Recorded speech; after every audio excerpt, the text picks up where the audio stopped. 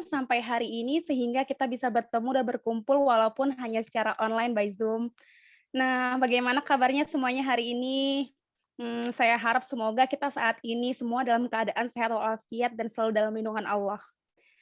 Oke, sebelum acara ini dimulai, marilah kita mengucapkan basmalah bersama-sama. Bismillahirrahmanirrahim.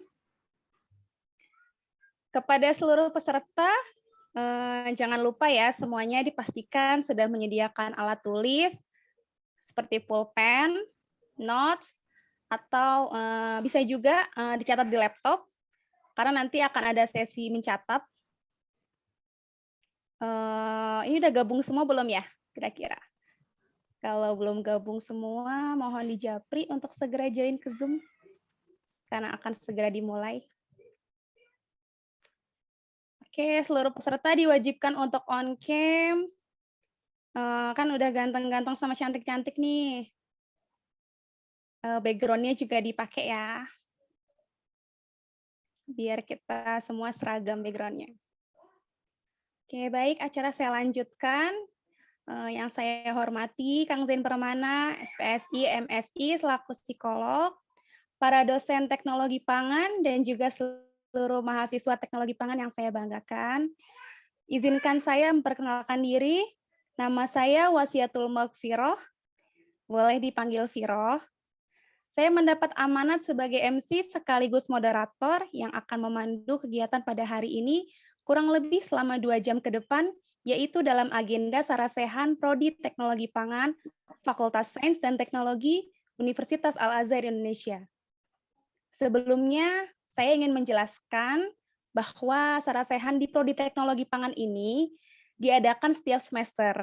Dan kegiatan ini merupakan ajang silaturahmi antara dosen dan mahasiswa teknologi pangan sebelum semester baru berjalan.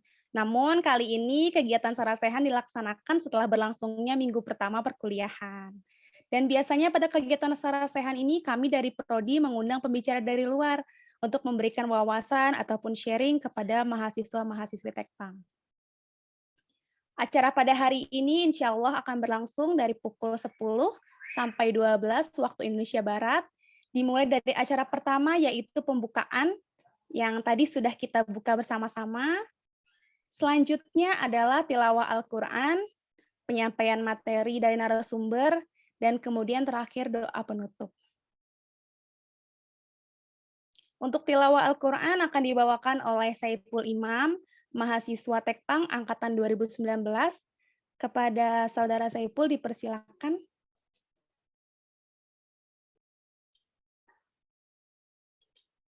Assalamualaikum warahmatullahi wabarakatuh. Waalaikumsalam warahmatullahi wabarakatuh.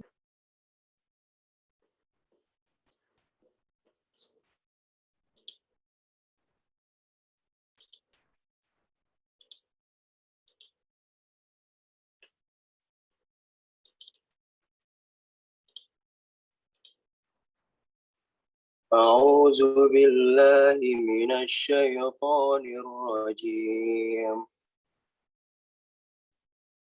Bismillahirrahmanirrahim. Allahu ya'lamu ma tahmilu kullu untha wa ma tagidul arham wa ma tazdad. Wa kullu syai'in 'indahu bimiqdar. Alimul ghaibi wasyahadatil kabirul muta'al. Sawa'um minkum man asarral qawla wa man jahara bihi wa man huwa mustakhfin bil-lail. وَمَنْ هُوَ مُسْتَخْفٍ بِاللَّيْلِ وَسَارِبٌ بِالنَّهَارِ لَهُ مُعَقِّبَةٌ مِّن بَيْنِ يَدَيْهِ وَمِنْ خَلْفِهِ يَحْفَظُونَهُ مِنْ أَمْرِ اللَّهِ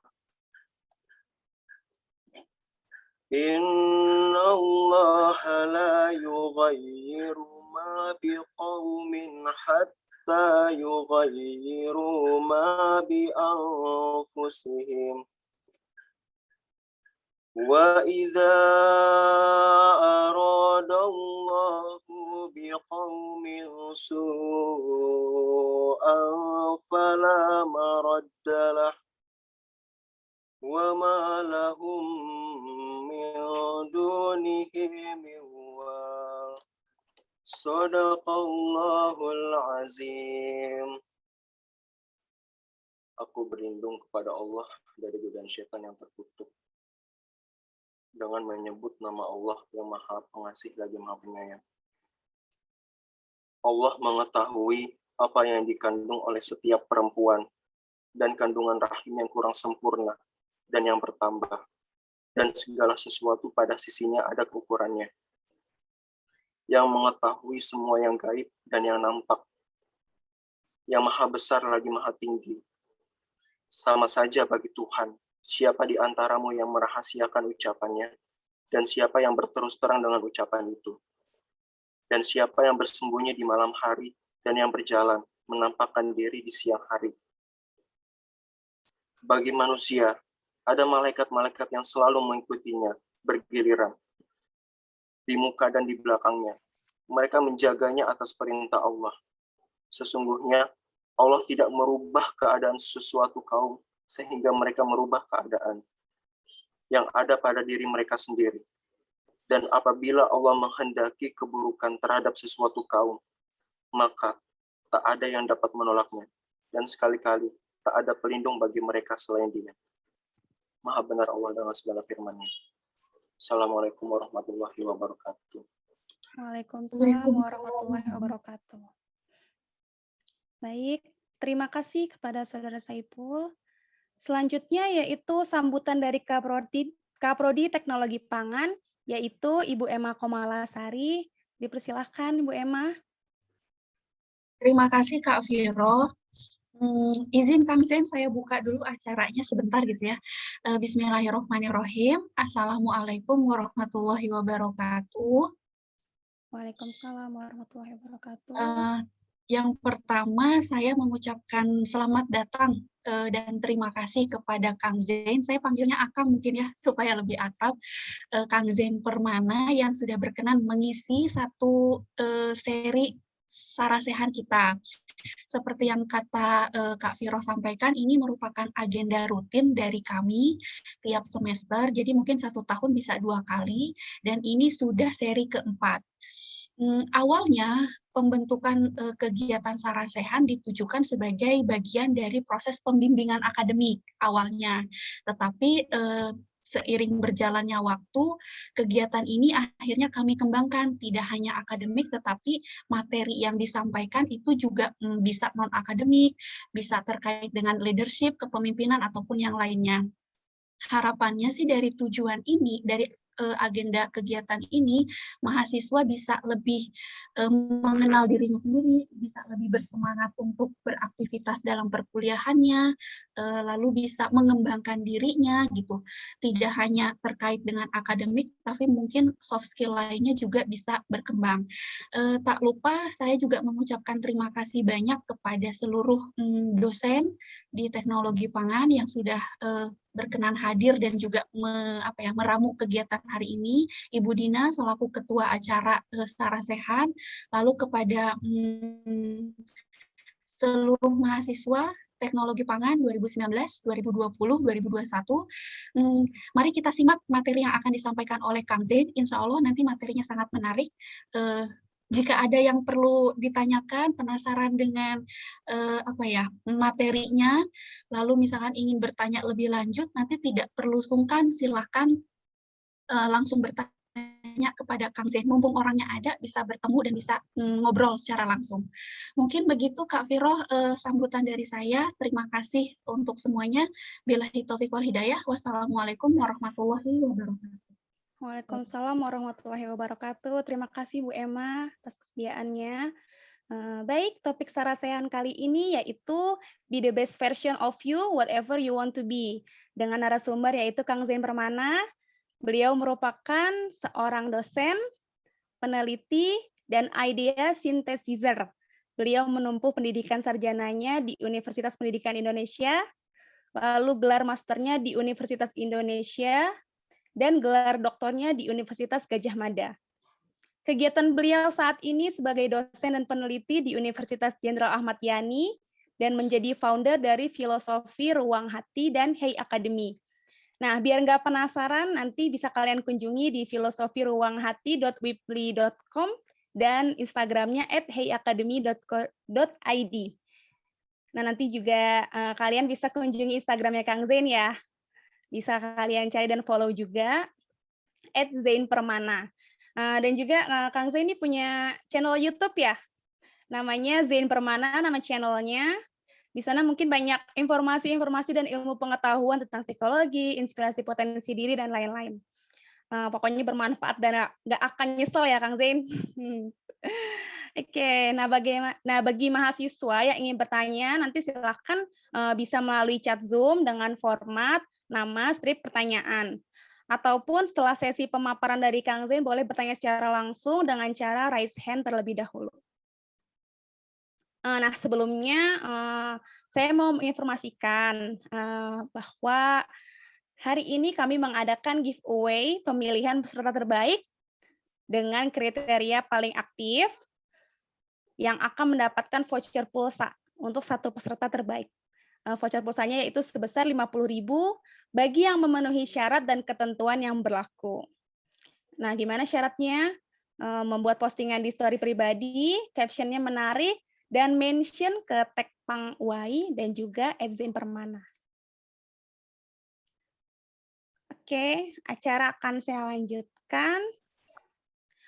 Sekarang kita langsung aja siap-siap ya, karena acara yang kita tunggu-tunggu akan dimulai. Jangan lupa alat tulisnya. Baik, kepada Kang Zain kami persilahkan.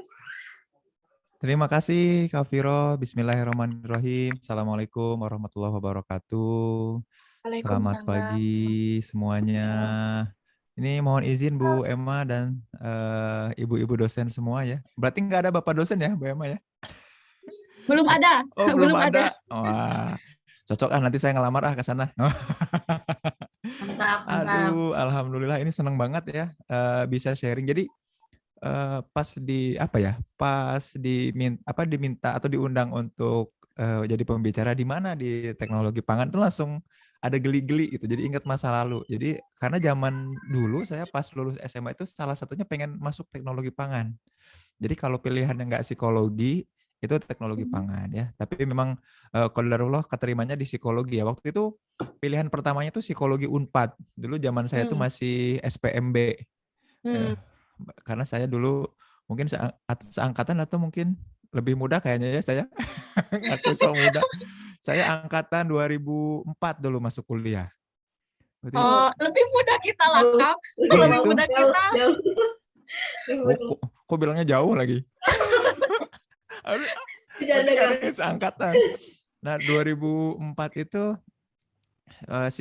yang negerinya itu waktu itu kan pengen masuk negeri ya karena soal biaya dan lain-lain. Jadi saya juga nyadar ya kemampuan diri. Jadi waktu itu pengen masuk psikologinya psikologi Unpad. Nah pilihan keduanya nggak ada psikologi lain di Bandung itu nggak ada universitas lain yang psikologi. Makanya tadinya mau milih teknologi pangan. Unpad. Soalnya kalau di ITB ada teknik pangan kalau nggak salah ya.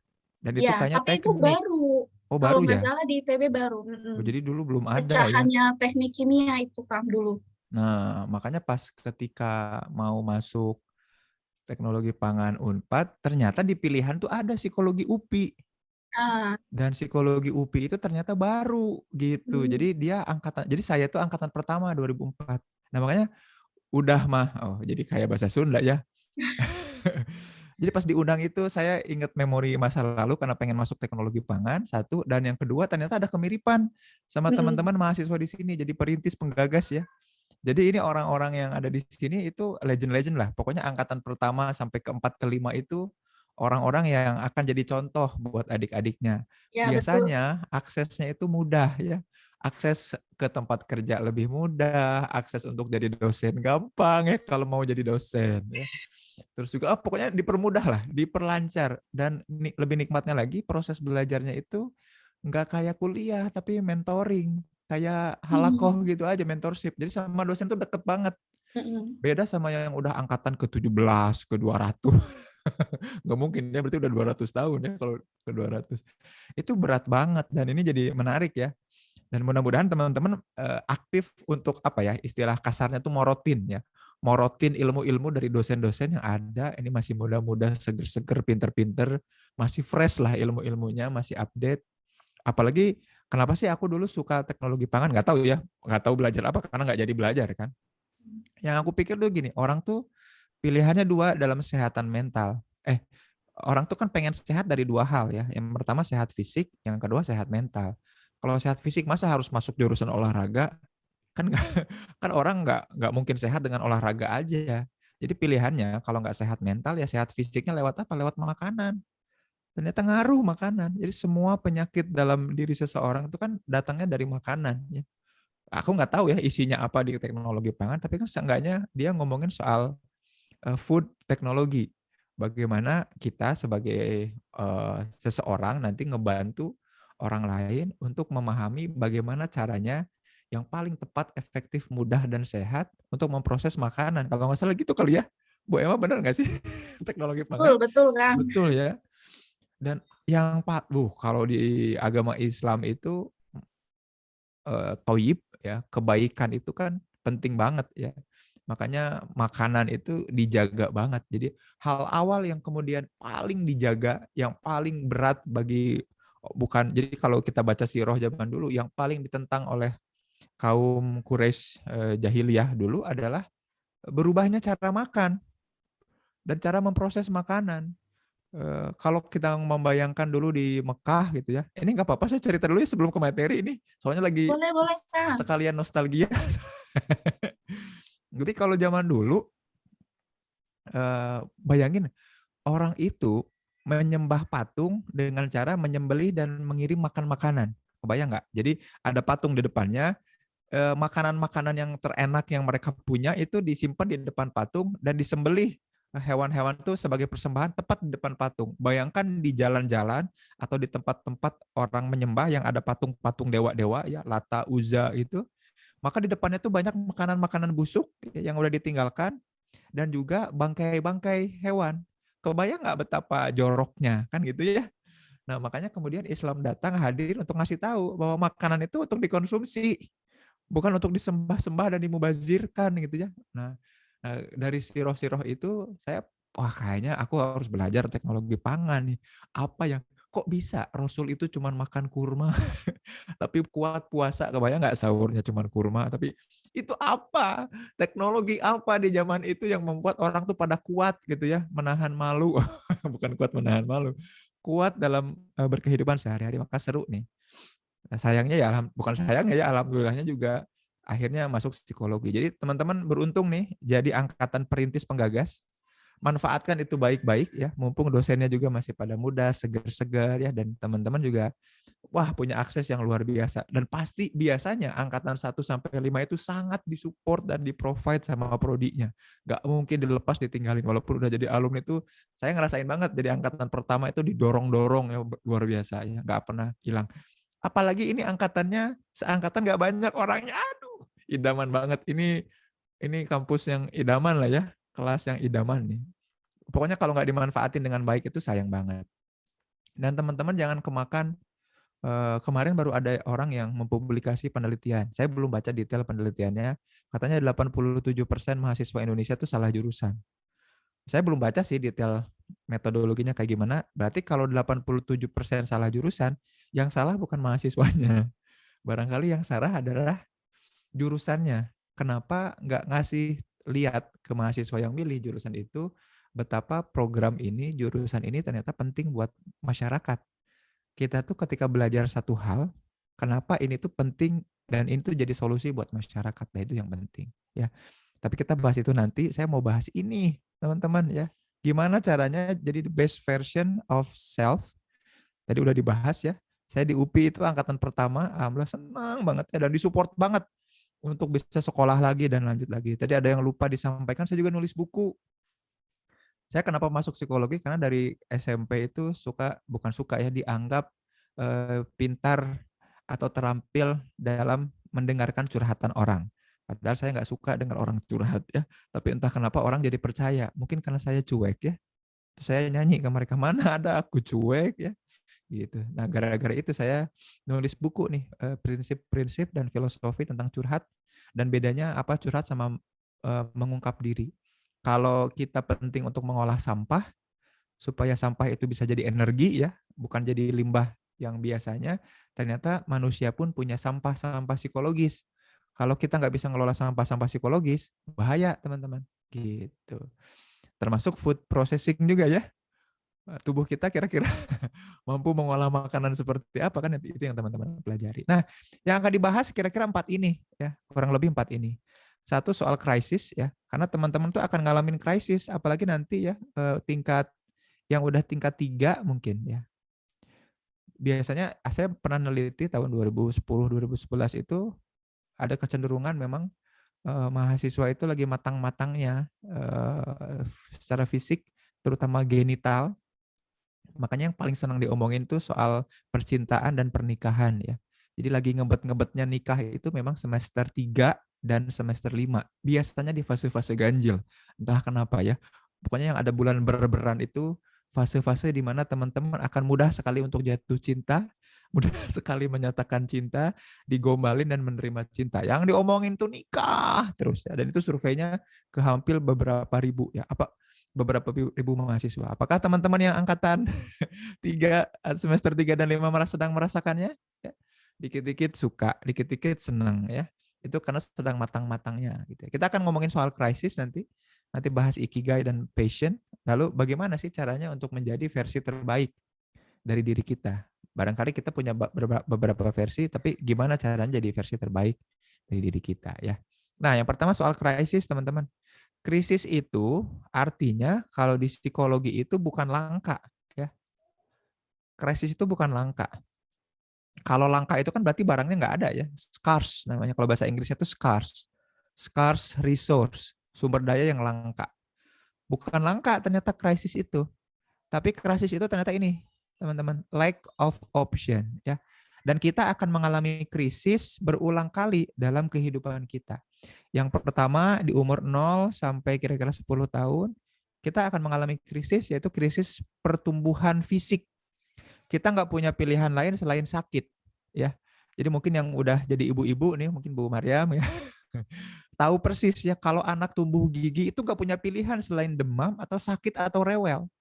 Kalau anak mau bisa sesuatu, tiba-tiba dari duduk bisa merangkak, dari merangkak bisa berdiri misalkan, atau bisa berlari, kebayang dong tulang tumbuh dong teman-teman. Tulang, sesuatu yang keras dalam tubuh kita, dia bertumbuh memanjang.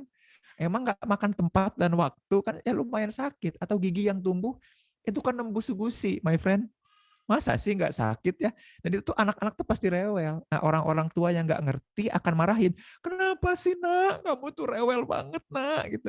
Duh mama, kalau andai aja mama ngerti, aku nggak punya option. Nah itu namanya lack of option.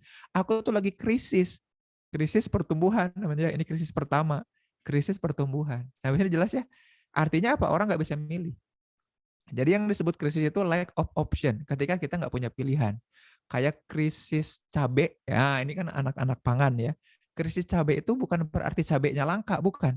Tapi cabainya ada, tapi berapapun cabai yang ditawarkan pasar, orang mau beli. Kebayang ya? Karena nggak punya pilihan. Cabainya ada, tapi berapapun cabai yang ditawarkan di pasar harganya kita pasti mau beli. Mau itu 200.000 per kilo, kita mau beli. Mau itu 1 juta per kilo, kita mau beli. Bukan karena cabainya langka, tapi karena kita nggak punya pilihan. Jadi crisis is not about scarcity, bukan kelangkaan, tapi tentang lack of option. Nah, pada diri sama kayak krisis pendidikan ya. Nanti ibu-ibu yang dosen ini pasti mengalami ya, atau mungkin teman-teman mengalami ya. Orang tua itu udah nggak punya pilihan. Kalau pengen sekolah bagus ya mahal. Dan kita nggak bisa nawar ya. Saya masukin anak ke SD aja lumayan ya, keluar 30 sampai 50 juta. Itu masukin anak ke SD, ya Allah, nggak punya pilihan lain. Itu namanya krisis pendidikan. We have an option. Tapi berapapun harga yang ditawarkan, kita mau beli. Karena krisis. Nah, negara kita tuh lagi krisis pendidikan, lack of option. Kita pilih antara pendidikan yang buruk atau tidak terdidik, atau pendidikan yang mahal, nggak punya opsi kita. Nah, di psikologi ada nih namanya tahap-tahap perkembangan yang kita akan ngalamin krisis. Yang pertama ketika kita umur 0 sampai 10 tahun, tahap yang kedua adalah ketika umur belasan ya, dimulai dari 13 sampai 18 tahun, teman-teman. Namanya apa? Krisis identitas. Nah, teman-teman umur 13 sampai 18 tahun butuh berkelompok. Dia butuh punya jati diri, butuh untuk mendefinisikan siapa gue. Makanya kalau teman-teman ingat waktu SMP atau SMA, teman-teman butuh geng atau kelompok. Teman-teman butuh besties, besties, orang yang selalu spend time together, ya. Makanya disitulah muncul polarisasi kelompok. Apa itu polarisasi? Kelompoknya berkutub-kutub, ya. Kalau teman-teman ingat zaman kita SMP atau SMA, yang cantik-cantik kumpul sama geng cantik, kebayang ya? Geng yang kutu buku, yang duduk kelas duduk di depan, kumpul sama yang duduk di depan. Geng cowok-cowok nakal ada di belakang. Geng cowok-cowok rohis juga ada. Kan gitu, mereka berkumpul sesuai kelompoknya. Kita bisa melihat berkelompok-berkelompok. Makanya guru-guru SMP, SMA udah tahu, oh si ini masuk di geng apa ya. Kira-kira teman-teman dulu masuk di geng mana ya? Geng cantik? Geng kutu buku? Geng cupu? Atau geng nggak masuk sekolah ya? Kasihan tuh orang-orang yang gitu ya, orang-orang yang nggak suka sekolah jadi nggak masuk geng mana-mana. Boleh teman-teman tuliskan di di kolom chat kira-kira dulu SMP SMA-nya masuk geng mana? Geng cantik atau geng Nero ya? Dulu sempat ada ya geng-geng SMA yang suka ngebully, ngegencet ya. Biasanya ada geng-geng kakak tingkat yang kemudian dia langsung nyari-nyari korban ya. Siapa nih yang sok-sok muncul di gitu kita. Woi, Bu Mariam geng Rohis katanya. Saya dulu geng anak basket, saya Abas ya. Kemana-mana ngumpulnya sama anak basket. Nah, teman-teman geng apa nih? Itu ternyata butuh. Dan makanya untuk mendeteksi anak-anak remaja, ya kita cek aja teman sepergaulannya siapa. Nah, sekarang kan mulai ya ada yang masuk army nih ya. Oh, bukan masuk tentara ya, tapi jadi BTS army. Ya, itu jadi gengnya. Ini teman-teman yang senang-senang Korea-Koreaan gitu ya, jadi fandom-fandom tertentu dan itu sangat kompak. Ingat, sangat kompak. Buat kita mungkin bapak yang nggak ada bapak ya, buat ibu-ibu dosen mungkin kita ingat geng AADC ya. Yang ibu-ibu dosen pasti tahu ya. Itu kan geng-geng kita banget ya AADC ya. Aduh. Mungkin anak-anak ini nggak tahu ya geng AADC. Tapi mungkin filmnya tahu ya. AADC itu ada apa dengan cinta ya. Itu zaman saya seru banget tuh. Nah, ada fase di 20-an sampai umur 30-an. Namanya yang kita kenal dengan QLC, quarter life crisis ya. Krisis ketika orang, gue tuh mau jadi apa sih? Emang hidup gue mau gini-gini aja gitu ya. Itu krisis ketika dia nggak punya pilihan selain mengikuti apa yang orang lain sedang lakukan. Kalau orang lain beres lulus kuliah langsung kerja, ya kita ikut ngelamar kerja. Kalau orang lain ketika udah beres kerja nikah, ya nikah. Kalau orang lain habis nikah punya anak, ya punya anak. Makanya selalu pertanyaan kapan nikah, kapan lulus. Orang-orang yang kena QLC sangat sensitif sama pertanyaan-pertanyaan itu.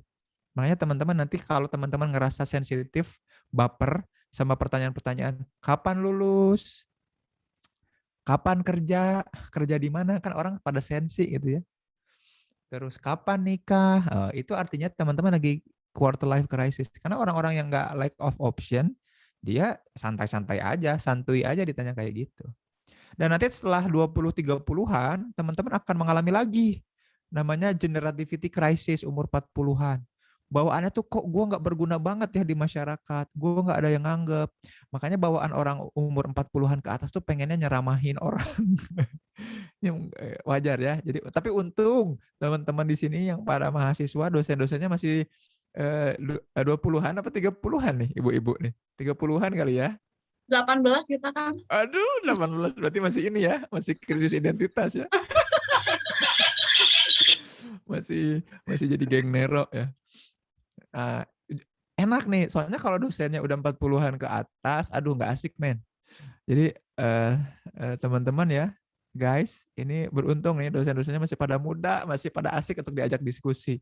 Masih bisa untuk diajak nongkrong bareng ya, nyari-nyari tempat yang asik, boba-boba terbaru gitu ya. Itu enaknya. Jadi kita bisa keselak boba bersama-sama dosen kita gitu ya. Bisa ya. Mudah-mudahan ini pandemi segera berakhir ya.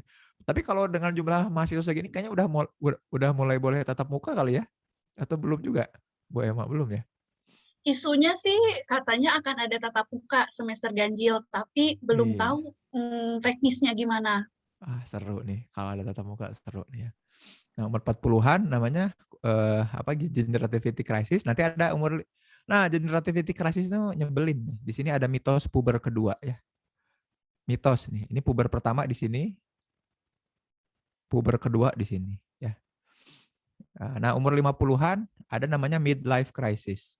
50-an tuh ketika kok anakku nggak pernah berkunjung ke rumah, anakku kemana, cucuku kok nggak kesini, biasanya suka mempertanyakan, kok nggak kesini nggak main, pengennya tuh bawaannya ngumpul sekeluarga, seanak cucu, umur 50-an.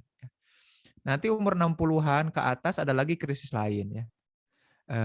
Gerontologi atau geriatri crisis ya, udah krisis-krisis pramortem. Udah mau pada mikir-mikir soal meninggal tuh pada lebay ya kadang-kadang ya.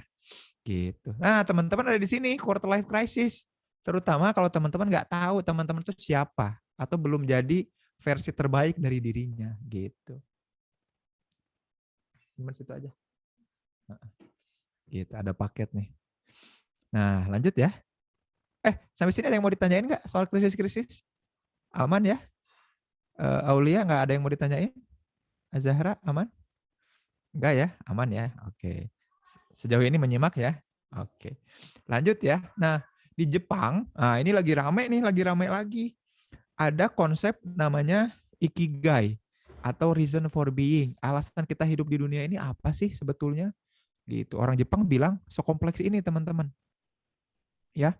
Jadi dia bilang gini, ikigai itu titik tengah kesempurnaan. Jadi kita punya alasan untuk hidup, reason for being ketika kita berada di tengah-tengah. Misalnya ya, kalau kita suka sesuatu dan dunia membutuhkannya, itu namanya misi. Ya. Makanya jadi relawan ya kayak gitu. Nah, jadi relawan bagus nggak? Bagus. Mereka gembira, seneng karena suka mengerjakan hal itu tapi miskin. Namanya juga relawan ya. Kan jarang dibayarnya relawan ya. Bisa jadi relawan COVID, relawan apa kan gitu. Ya nggak ngarep bayaran ya. Gembira karena ngajain sesuatu yang disuka dan dunia memang membutuhkannya, tapi dia nggak dibayar. Gitu, bingung. Tapi ada juga yang dunia membutuhkannya dan orang mau membayarnya. Namanya pekerjaan, ya. Jadi kita belum tentu suka sama kerjaannya, tapi dunia membutuhkannya, orang mau bayar. Nah, kita bergairah dan puas diri, tapi was-was. Kenapa was-was? Emang gue mau kayak gini terus? Nah, gitu ya. Jadi pokoknya kalau kita ada di salah satu, di misi doang, di pekerjaan doang, atau di profesi misalkan ya, orang mau bayar, dan kita terampil melakukannya, jago di bidang itu. Tapi kita nggak suka melakukan itu. Kayak saya bisa banget untuk ngisi training tentang produktivitas dan kepuasan kerja di perusahaan-perusahaan. Tapi saya nggak suka melakukan itu, tapi sering diundang. Makanya saya set harga mahal banget kalau itu. Soalnya saya nggak suka. Jadi saya suka uangnya. Nyaman, soalnya nyaman, enak banget dapat uang, tapi saya ngerasa hampa, teman-teman. Bete. Nah, kita terampil, kita jago di bidang tertentu, dan kita suka melakukannya, namanya hobi atau kegemaran. Kita puas, ya kayak main game, hobinya basket, tapi masa kayak gini terus? Kebayang nggak? Kita senang nonton Netflix ya, saya baru ngeberesin kemarin Squid Game ya, saya posting pendapat saya tentang Squid Game di YouTube. Seru tuh. Tapi saya malah tidak berguna. Duh, saya ngabisin waktu 50 menit sampai 1 jam kali 9 episode waktu saya.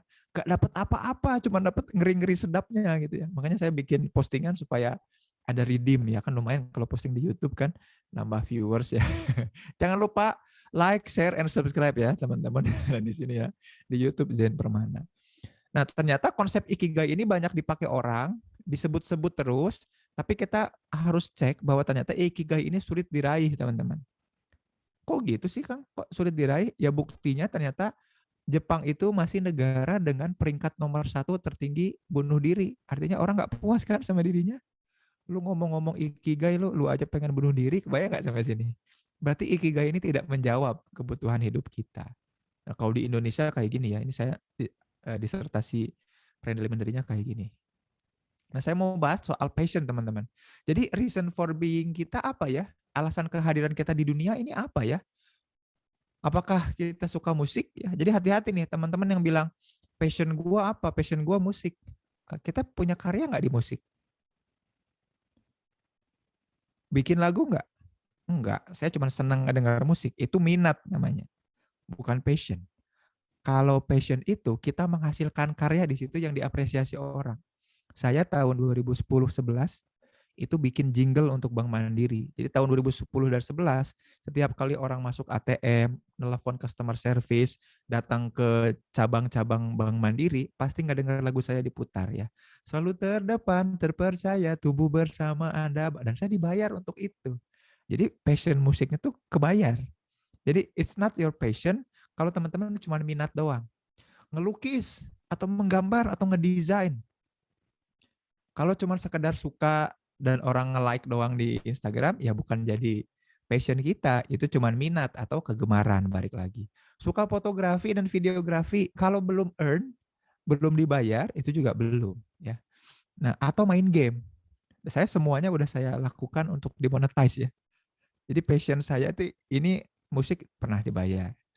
Ngedesain dibayar juga. Fotografi, videografi pernah beberapa kali dibayar ya di wedding-wedding. Seneng banget ngelakuinnya. Main game dibayar. 2013, 14, 15, 3 tahun berturut-turut saya main game namanya Mini Warriors, teman-teman. Dan saya dibayar sebagai beta tester. Sebulannya 2-4 juta. Jadi main gamenya saya dibayar. Jadi setiap akhir bulan saya selalu ngasih laporan tiap ada updatean, ngasih laporan ke Trinity Game International. Kira-kira apa bugnya. Jadi dia game perang dan strategi, saya ngasih laporan. Seru banget. Jadi main gamenya saya aja dibayar. Jadi kalau teman-teman main game, tapi gamenya malah buang-buang waktu, percuma ya.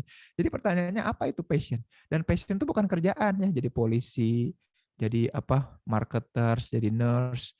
Jadi teman-teman itu bukan kerjaan. Jadi jangan pernah mikir, loh kayaknya gue salah jurusan nih, gue nggak mau kerja di sini. Bukan itu. Nah kita akan cari tahu itu ya. Makanya kita nanti bedakan antara minat dengan bakat. Minat itu sesuatu yang kita inginkan, tapi kita belum tentu berbakat di bidang itu. Ya. Nah yang kita perlu cari adalah kesesuaian antara minat dengan bakat, supaya waktu kita tidak terbuang percuma. Gitu teman-teman. Kita coba cari ya. Karena ternyata problem kita itu, kita nggak tahu kita tuh lagi ada di mana, teman-teman. Nah, contohnya gini. Ini kita, ini tujuan. Ya. Ini kita, ini tujuan. Gampang. Kalau naik Gojek lah, katakanlah ya. Kalau kamu di sini, kamu mau ke sini. Itu kan gampang ya, tinggal ngapain? Ya tinggal pesan aja, set tempatnya sekarang di mana, terus set mau kemana. Nggak masalah ya. Tapi kalau kayak gini kira-kira jadi masalah nggak? Masalah nggak kira-kira? Kita tahu lagi ada di mana, tapi kita nggak tahu mau kemana. Jadi masalah nggak? Jawabannya nggak jadi masalah, teman-teman. Kenapa nggak jadi masalah? Kita tinggal tunjuk aja mau kemana. Mau ke mall mana, tunjuk aja. Lu mau kemana sih? Tanya orang. Lu mau kemana sih? Kita tinggal ngikut aja. Dan tujuan hidup kita sebagai manusia udah jelas sama Allah ditentukan ya. Dan tujuannya, ultimate goals-nya kan masuk surga. Ya nggak? Ada nggak sih yang nggak mau masuk surga? Nggak ada ya. Itu udah ultimate goal. Jadi yang kita cari itu bukan tujuan. Tujuan tuh udah jelas. Yang jadi masalah tuh bukan nggak punya tujuan, teman-teman. Yang jadi masalah tuh yang ini nih. Kamu mau ke sini, tapi kamu nggak tahu lagi ada di mana. Nah ini masalah kita, brother and sister. Kita nggak tahu lagi ada di mana. Jadi kalau teman-teman mulai bosan kuliah, mulai malas, itu bukan nggak tahu mau kemana tujuannya, bukan. Tapi nggak tahu lagi ada di mana. You don't know yourself. Gitu. Boro-boro mau pilih versi terbaik dari diri. Kenal diri aja barangkali enggak. Jadi orang yang tersesat, teman-teman, ini definisi tersesat adalah orang yang tahu mau kemana, tapi dia nggak tahu ada di mana. Ya, katakanlah kalau mau ke Jakarta kemana ya? Kita tahu mau ke Jakarta, gitu. Mau ke Masjid Al-Ikhlas kemana ya? Kita tahu mau ke Masjid Al-Ikhlas, tapi kita nggak tahu mau ada di mana. Itu kan masalah. Jadi masalah kita tuh bukan nggak tahu mau kemana, guys, tapi nggak tahu lagi ada di mana. Nah, pertemuan ini nanti dengan alat tulisnya teman-teman kita coba ulik ini ya. Teman-teman nanti coba tuliskan di kolom chat ya. tentang fitur-fitur nanti yang akan saya ajak teman-teman untuk cari. Jadi pertemuan ini saya ajak teman-teman untuk cari teman-teman tuh siapa dan lagi ada di mana. Jangan-jangan kita tuh sok-sok nyoba-nyoba nyari tujuan, padahal tujuannya udah jelas. Yang penting masuk surga. Ultimate goals-nya itu. Tapi kita ada di mana nih?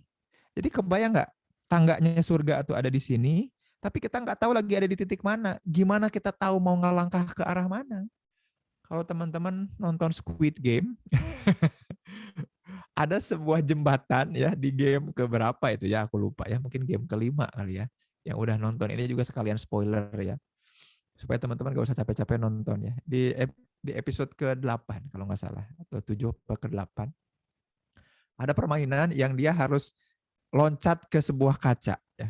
Itu kan step-stepnya menuju goals, ke tujuan. Step-stepnya kita tahu mau kemana.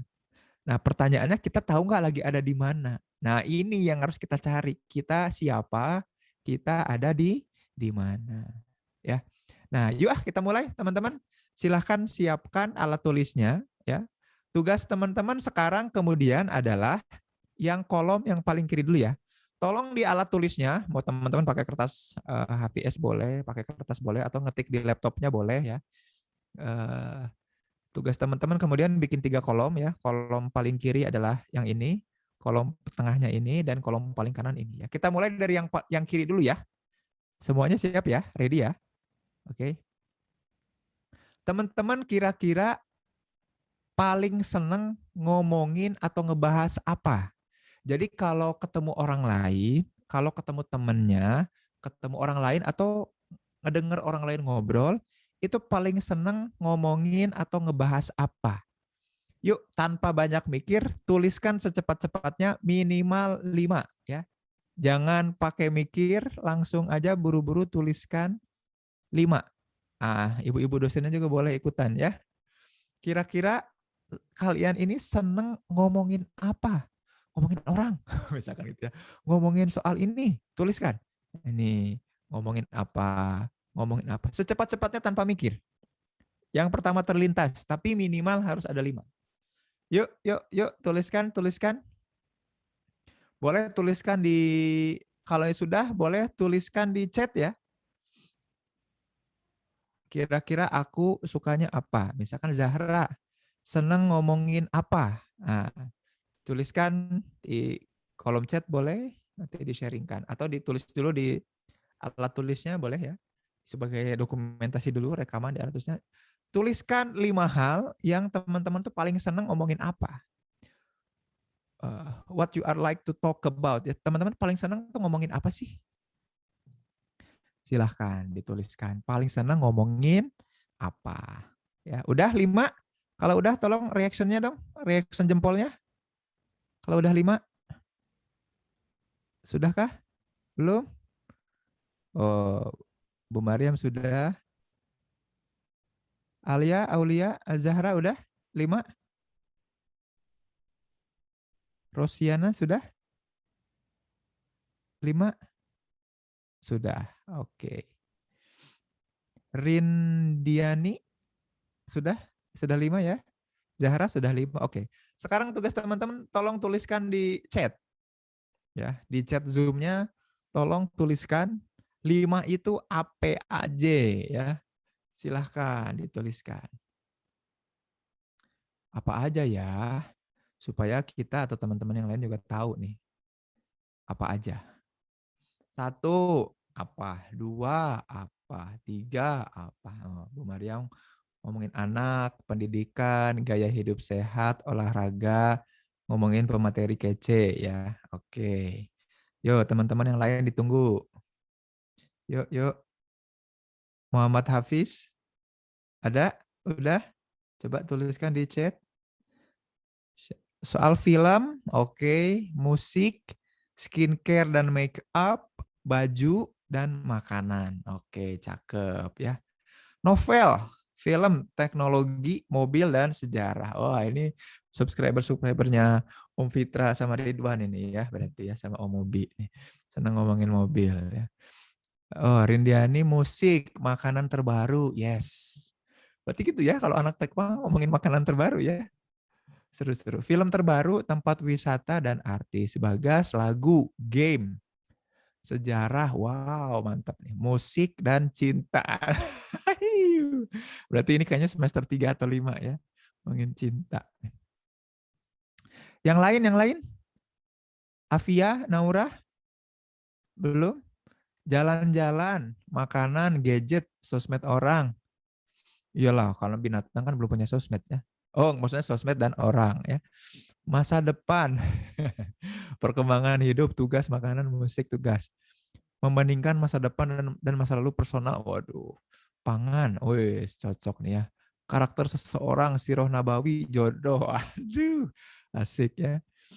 Ada pencapaian orang lain, tugas kuliah, entertainment news, hal yang unik, lucu, kuliner, masa depan, film, Rosiana, makanan, wah seru ya. Bahas Islam, film, novel, makanan, pendidikan, drakor, Avia, tempat makan, tempat wisata, make up, dan kuliah. Film, makanan yang sedang tren, dan musik. Oke. Korea, drakor, K-pop, cerita, make up, masa depan, kuliah. Oke ya. Udah ya 5 ya. Sekarang kita pindah ke kolom tengahnya. Teman-teman di ini dulu, di alat tulisnya dulu sebelum ke chat ya. Teman-teman itu tuliskan 5 hal yang teman-teman tuh kira-kira paling bisa atau kayaknya ini mudah untuk teman-teman lakukan. Itu paling bisa ngerjain apa? Aku tuh paling mudah kalau ngerjain apa? Aku paling mudah kalau ngepel misalkan. Aku paling mudah kalau apa? Aku paling mudah kalau apa? Aku paling mudah kalau ngapain? Aku paling bisa kalau ngapain? Aku paling mudah kalau ngerjain apa? Tuliskan 5 secepat-cepatnya, nggak usah pakai mikir. Ya, nggak usah pakai ngegalau kelamaan. Tuliskan 5 hal yang gua bisa lakukan. Yuk, tuliskan. Najwa ya, Rizky, Nabila ini. Dua-duanya, duet Nabila. Lagi off cam. Ayo, 5 ya.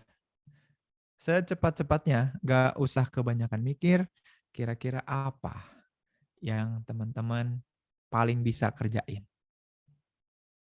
Jadi ini saya lagi ngajak teman-teman untuk bikin ikigai-nya versi kita ya, versi Indonesia, versi lokal. Ini udah saya bikin penelitiannya dari lama dan ini juga udah kepake dari 2014 sampai 18 itu saya sering diundang di perusahaan-perusahaan untuk menginovasi mereka ya supaya tetap relevan. Udah sampai 150 perusahaan lebih ya saya sharing. Salah satunya mungkin yang banyak teman-teman teknologi pangan di sana ya kayak Nestle. Terus ya kalau nggak salah banyak ya orang teknologi pangan di situ ya. Kerja di Nestle, pernah di Garuda Food ya. Itu kayaknya tempat-tempat yang butuh orang-orang tekpang kali ya. Oke, udah ya. Oke, kalau sudah sekarang coba tuliskan lagi di chat ya. Teman-teman paling bisa ngerjain apa? Nih, karena orang-orangnya sedikit ya, supaya kita bisa saling mengingatkan dan tahu, oh ternyata Azahara itu suka senangnya ngomongin Korea, drakor and K-pop itu ya, pengalaman-pengalaman. Jadi aku tahu nih gitu. Oh, ternyata siapa ya ini? Tadi Bu Mariam senangnya cerita soal anak gitu ya. Jadi ternyata untuk deketin beliau gampang nih ya. Bu, gimana anaknya, Bu? Oh, pasti langsung. Sebete apapun beliau kalau ditanya anak kayaknya senang. Ya kan enak ya kalau kita tahu ininya. Gitu. Nah, kira-kira teman-teman apa nih? Kalau sekarang paling bisa ngerjain apa? Yuk, tuliskan di kolom chatnya. Yuk, let's go. Tuliskan di kolom chatnya. Hafiz, Raihan. Oke, paling jago atau paling mudah untuk main game, Rizky ya. Makan, oke, nyantai. Sholat 5 waktu, iyalah itu mah kewajiban ya. Kalau nggak bisa parah kita sebagai hamba ya. Tidur. Nah, Bu Mariam kerjain orang ya Allah, ngeprank nih ya. Bikin planning untuk ngerjain orang nih. Dan tidur, nasihatin orang dan masak ya. Jadi orang yang udah di prank itu dinasehatin ya, terus masak. Wah, kita harus buktikan nih seperti apa masakannya Bu Mariam ya, mudah-mudahan bisa ketemu nanti ya. Edit foto, edit video nih, aku butuh nih kayaknya cocok nih kita collabs nih ya untuk editin video saya nih. Masak, ngerjain pekerjaan rumah dan bikin TikTok. Wow. TikTokers nih ya. Asik nih. Ada TikTokers. Nyanyi. Oke, kita buktiin ya. Siapa nih Rindiani nyanyi ya.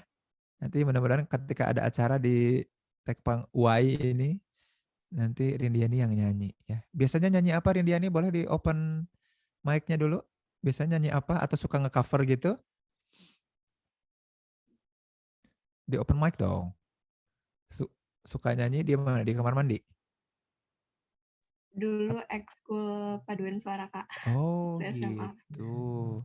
Tapi sekarang masih nge-cover gitu, bikin apa? Bikin lagu nggak?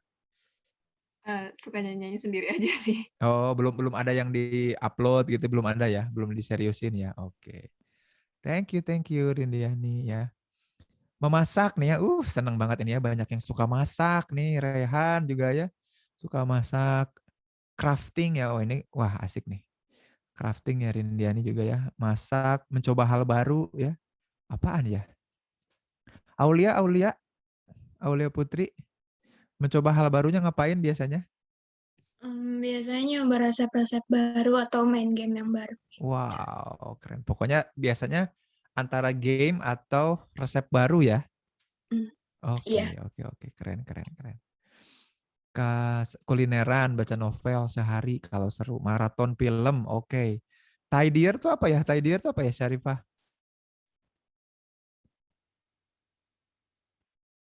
Syarifah, halo? Bisa di open mic? Tidier apa? Tidur Bang, maaf tipe. Oh, tidur. Aku kira you are a tidy person gitu ya in English. Ternyata tidur. Iya, nggak apa-apa ya. Kasih makan kucing. Oke, jadi paling jago ngasih makan kucing ya. Oke, minum, mandi, berbicara, dan jalan-jalan. Oke, tidur ya. Hardolin, astagfirullah, Saipul ya. Kelapa, oke. Ya, itu skill yang dibutuhkan ya. Orang itu, ya benar ya, memang. Nggak semua orang bisa ngupas kelapa ya. Oke. Terima kasih Saipul, kamu memang legend sekali ya. Dan bikin konten ya. Kontennya adalah ngupas kelapa ya. Bagaimana cara ngupas kelapa dalam 3 detik misalkan? Bisa dilakukan nggak Saipul? Kira-kira ngupas kelapa? Kira-kira berapa lama untuk bisa ngupas kelapa? Paling 10 detik. Oh, itu udah langsung sama ininya. Sama yang di dalamnya itu apa sih namanya ya? Si buahnya itu. Iya. Batok kelapa. Bukan batoknya, apa dalamnya tuh? Yang bisa kita kerok itu. Kalau sama Daging kelapa. daging kelapa. Sama daging kelapanya bisa berapa lama tuh? Saipul? Palingan nama itu jadi 15 lah. 15 detik? Iya, 15 atau 20. Itu belajar dari mana? Dari orang Ibu tua. ini kan entrepreneur, dia pengusaha kelapa, kalapa klopo. Kalapa apa? Kalapa klopo.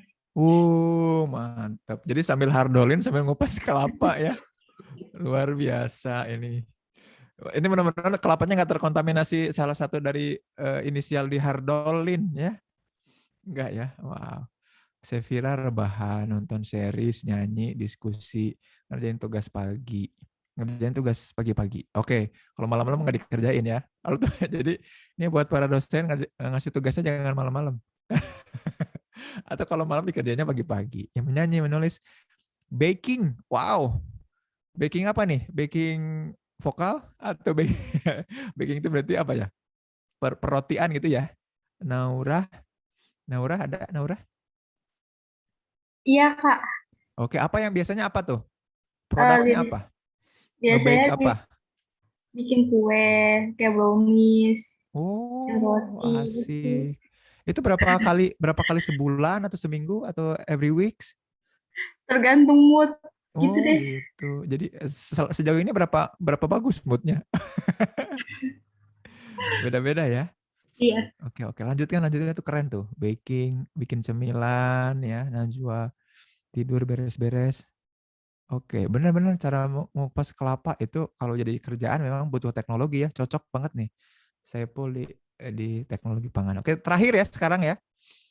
Paling nyaman, teman-teman itu paling nyaman kalau berhadapan sama siapa? Maksudnya paling nyaman tuh you are easily connected, paling gampang nyambung sama siapa? Siapa tuh berarti segmen ya. Apakah yang sepantaran, apakah yang lebih tua, lebih muda, anak umur sekian, sama sobat-sobat doang, sama dosen, sama profesinya ini, sama apa. Tuliskan segmen ya. 1 sampai 5. Aku paling nyaman berinteraksi sama siapa ya? Gitu. 1, 2, 3, 4, 5 ya. Oke, gitu. Yuk, tuliskan lagi. Kalau udah dituliskan di lembarannya, di lembaran pribadinya, di catatannya, boleh langsung tuliskan di kolom chat ya. Nah, ini penting nih untuk kita share ya. Untuk mengatasi quarter life crisis-nya teman-teman, teman-teman udah punya tools ini. Jadi harusnya ini teman-teman udah nggak akan kena lagi quarter life crisis. Karena udah ngerjain ini. Ini tools psikologis sederhana untuk itu. Yuk, 5 ya, secepatnya. Aku paling nyaman ngomong sama yang orang sepantaran lah. Tapi bukan cuma sepantaran seangkatan aja, tapi teman segeng. Tapi aku enggak sih, kebanyakan senangnya ngomong sama yang lebih muda gitu. Aku enggak juga sih, aku malah yang enggak seumuran, yang malah lebih senior kayaknya aku lebih cocok kalau ngobrol gitu. Aku yang penting dia segmennya profesinya sama-sama entrepreneur gitu. Aku suka yang dan nyaman kalau diskusi ngobrol. Nah, tuliskan minimal 5 ya. Saiful jangan cuma 3 dong, minimal 5. Ini baru 3. Orang yang lebih muda, orang yang lebih tua, yang sefrekuensi, ya, yang di sefrekuensi itu maksudnya gimana? Nah, dibikin detail. Harus detail ya, harus detail. Gitu ya, harus detail. Yuk, sambil dituliskan ya. 4 atau 5 it's fine lah ya. Oke, yuk tuliskan, saya tunggu nih. Kita sampai jam berapa ya? Nanti 11:30 ya, masih lama ya.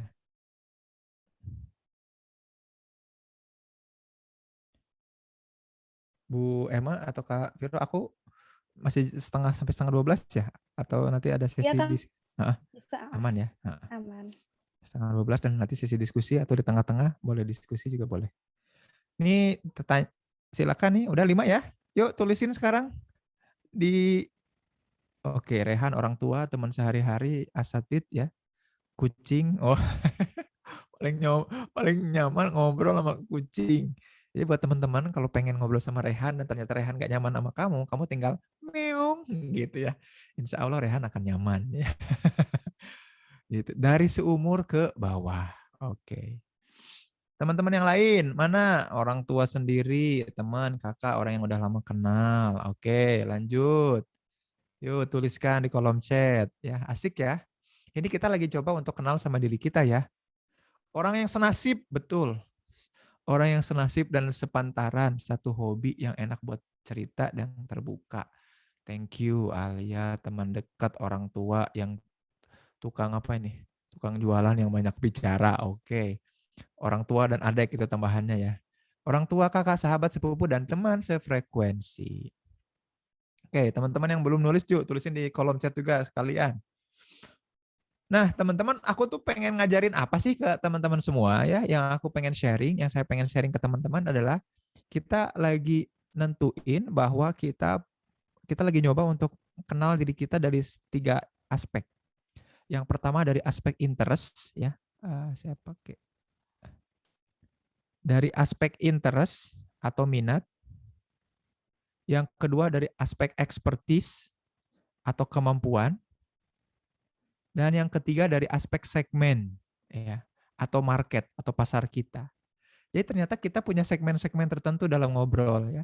Kita punya expertise tertentu dan kita punya interest tertentu. Ya, kita coba ya. Ini contohnya saya nih, teman-teman. Ini saya nih. Nanti ini ngaruh ke kerjaan kita ya. Kalau saya tuh paling seneng ngomongin soal diri, bukan ngomongin diri sendiri ya, itu namanya narsis ya. Ngomongin soal self. Kok kenapa ya ada orang yang bisa begini? Kok ada orang yang bisa begitu? Terus seneng ngomongin relasi. Saya senang juga ngomongin filsafat. Kalau ada orang ngomong filosofi saya senang ikut nimbrung. Ngomongin psikologi jelas dan ngomongin metodologi jelas ya. Saya juga senang neliti, paling senang neliti. Saya tuh wah kalau udah soal penelitian paling senang. Riset sampai sekarang masih suka dibayar untuk melakukan research ya. Baik itu oleh perusahaan, ya, riset pasar, market satisfaction kayak gitu. Dan seneng ngomong, makanya sekarang diundang kan karena saya bisa ngomong ya. Ngomong tuh paling gampang. Nulis, makanya punya buku dan bikin konten. Satu lagi konseling. Konseling, ya. Ini juga lagi saya lakukan di heyacademy.id. Paling nyaman ngobrol sama pemuda, sama akademisi ini, sama ibu-ibu dosen ya. Nah, sama anak-anak kecil. Yang kecil-kecil saya suka. Nah, sama emak-emak. Saya gampang nyambung dan nyaman. Nah, teman-teman bayangkan gini.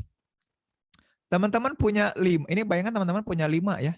5 dikali 5 dikali 5 itu sama dengan apa? 125 opsi pekerjaan kita, guys. Ya. Jadi kalau ternyata teman-teman, ini mohon izin ya Bu Maria, Bu Emma, Bu Dina, yang lain ya, kalau mahasiswanya ada yang mengalami bete, bosen, terus juga lagi ngalamin quarter life crisis, kayaknya nggak mungkin deh. Tinggal dicek lagi aja list ininya. Karena teman-teman saat ini sudah menemukan 125 pilihan pekerjaan yang bisa teman-teman lakukan. Ya. Contoh, kalau kita senang ngomongin diri, lalu ngomongin dirinya ini kita teliti, dan kita telitinya ini tentang pemuda, berarti kita bisa jadi peneliti pemuda. Ini baru satu garis ke atas ya, paling atas. Kalau senang ngomongin diri, terus senangnya ngomong, terus ke pemuda. Jadi bisa pembicara, motivator, atau trainer pemuda. Jadi ini kita punya banyak pilihan. Yuk teman-teman silahkan coba digabung-gabungkan antara kolom kiri, dikasih panah kayak gini ya. Kalau diri, terus senang nulis, terus juga ke pemuda. Bikin apa? Jadi apa? Seorang penulis buku. Jadi kanannya, di ujung kanan kita bikin kira-kira profesi yang mungkin. Dan teman-teman akan menemukan minimal 125 profesi yang bisa teman-teman lakukan. Jadi you have no reason to be in a quarter life crisis karena teman-teman udah menemukan hal ini. Sampai sini jelas ya? Paham ya? Kebayang ya? Jadi saya ngomongin psikologi, senang bikin konten. Ke siapa? Ke akademisi. Oke, saya punya konten YouTube-nya. Bikin konten ke pemuda, saya punya kontennya. Jadi kita bisa nge-explore diri kita dan cari yang mana yang bisa jadi the best version of ourselves. Kebayang sampai sini ya? Jelas ya? Seru ya. Jadi nggak ada tuh ternyata teman-teman yang wah, aku kayaknya nggak tahu aku mau jadi apa setelah di Tekpang ini. Tidak mungkin, tidak mungkin, tidak mungkin ya. Udah punya 125 kemungkinan. Sampai sini ada yang mau ditanyakan dulu? Mau dikonsultasikan? Mau dicurhatkan? Boleh, boleh banget. Teman-teman ada yang mau nanya kah? Atau mau curhat? Kang, tapi Kang misalnya gitu. Atau aku tunjuk ya satu orang untuk mencoba merelasikan ini. Kita coba dari cowok dulu ya. Kita coba, tadi Epul udah dipanggil ya, saya Epul. Coba Hafiz. Hafiz coba yang paling atas dulu, kita bikin lingkaran dan jejaringnya. Yang paling atas di senang ngomongin apa adalah apa? Di open mic? Paling atas novel. Novel ya. Senang ngomongin novel. Oke. Paling bisa ngerjain apa? Kolom tengah atasnya apa? Novel, terus? Yang atasnya ini nih? Paling bisa? Tadi lupa nge-save. Coba apa? Nah, jangan lupa di-save ya, ini penting. Makanya dicatat dulu di lembaran pribadinya. Terus nanti baru kita share di chat. Ada kali di chat apa udah? Ngedit. Ngedit ya? Iya. Ngedit. Oke. Ngedit. Terus segmennya?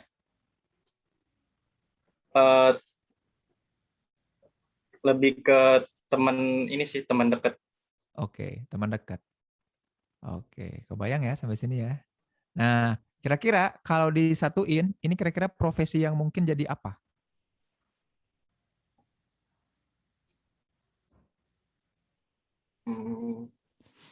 Ngomonginnya novel, kebiasaan yang ngedit. Ngeditnya ngedit apa? Video atau tulisan? Ngedit video bisa, tulisan bisa. Oke, tulisan dan video bisa. Dan ke teman yang dekat. Kira-kira pekerjaannya apa?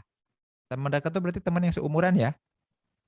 Oke, berarti kerjaannya apa yang mungkin dilakukan, Apa yang bisa dieksplor? kalau yang berhubungan dengan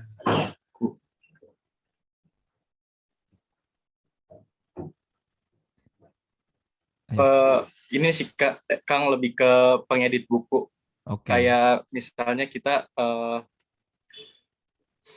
membenarkan suatu buku yang masih secara yang mentah, bukunya itu draftnya. masih secara ya masih mentah. Jadi kita edit ke yang lebih bagusnya lagi, disempurnakan lagi. Udah pernah belum nyobain hal itu? Melakukan hal-hal begituan? Udah pernah belum? Belum.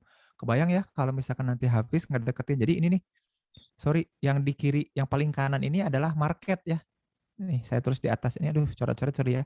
Market atau pasar kita. Jadi tugas Hafiz kemudian adalah deketin marketnya, pasarnya. Teman-teman dekatnya. Bro, sis, lu punya tulisan nggak? Enggak. Puisi gitu atau tulisan apa? Diary gitu? Enggak. Oke, cari yang punya. Ya. Ada nih. Oke. Boleh nggak nanti gue edit? Nah, gitu. Mau nggak gue kembangkan jadi novel? Nah, mulai itu. Termasuk juga ke dosen. Fis, Bu, kira-kira Ibu punya artikel nggak ya? Artikel penelitian kayak apa kayak, boleh nggak saya coba edit? Gitu. Bisa nggak saya? Gitu. Kayaknya dosen-dosen pasti bakal senang ya. Senang banget, Kak. Dieditin artikelnya. Wah, seru banget. Nanti tinggal bilang, Fis, Wani Piro ya. Kebayang nggak? Pernah nyoba nggak sih teman-teman itu? Jadi kuliah itu ternyata bukan duduk diam di kampus dan nunggu apa yang diajarin sama guru atau dosen di depan ya.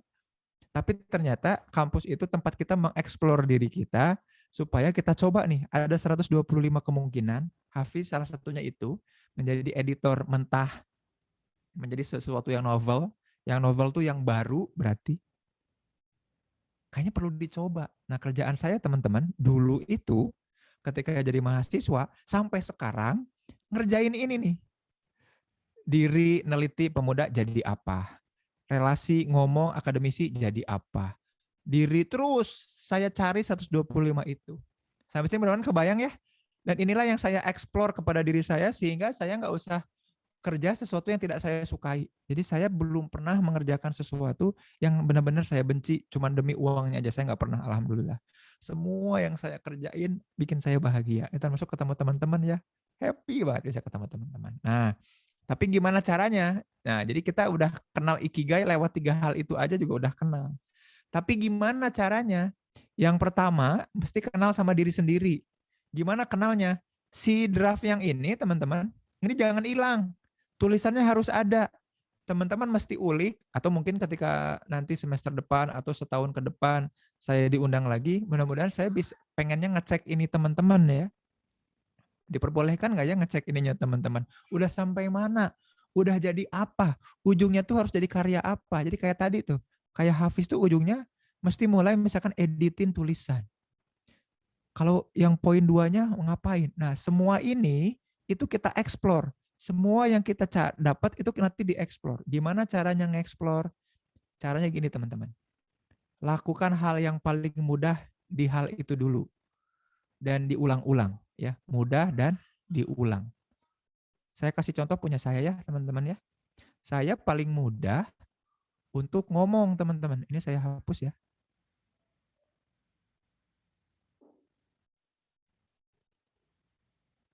Susah juga ngapusnya.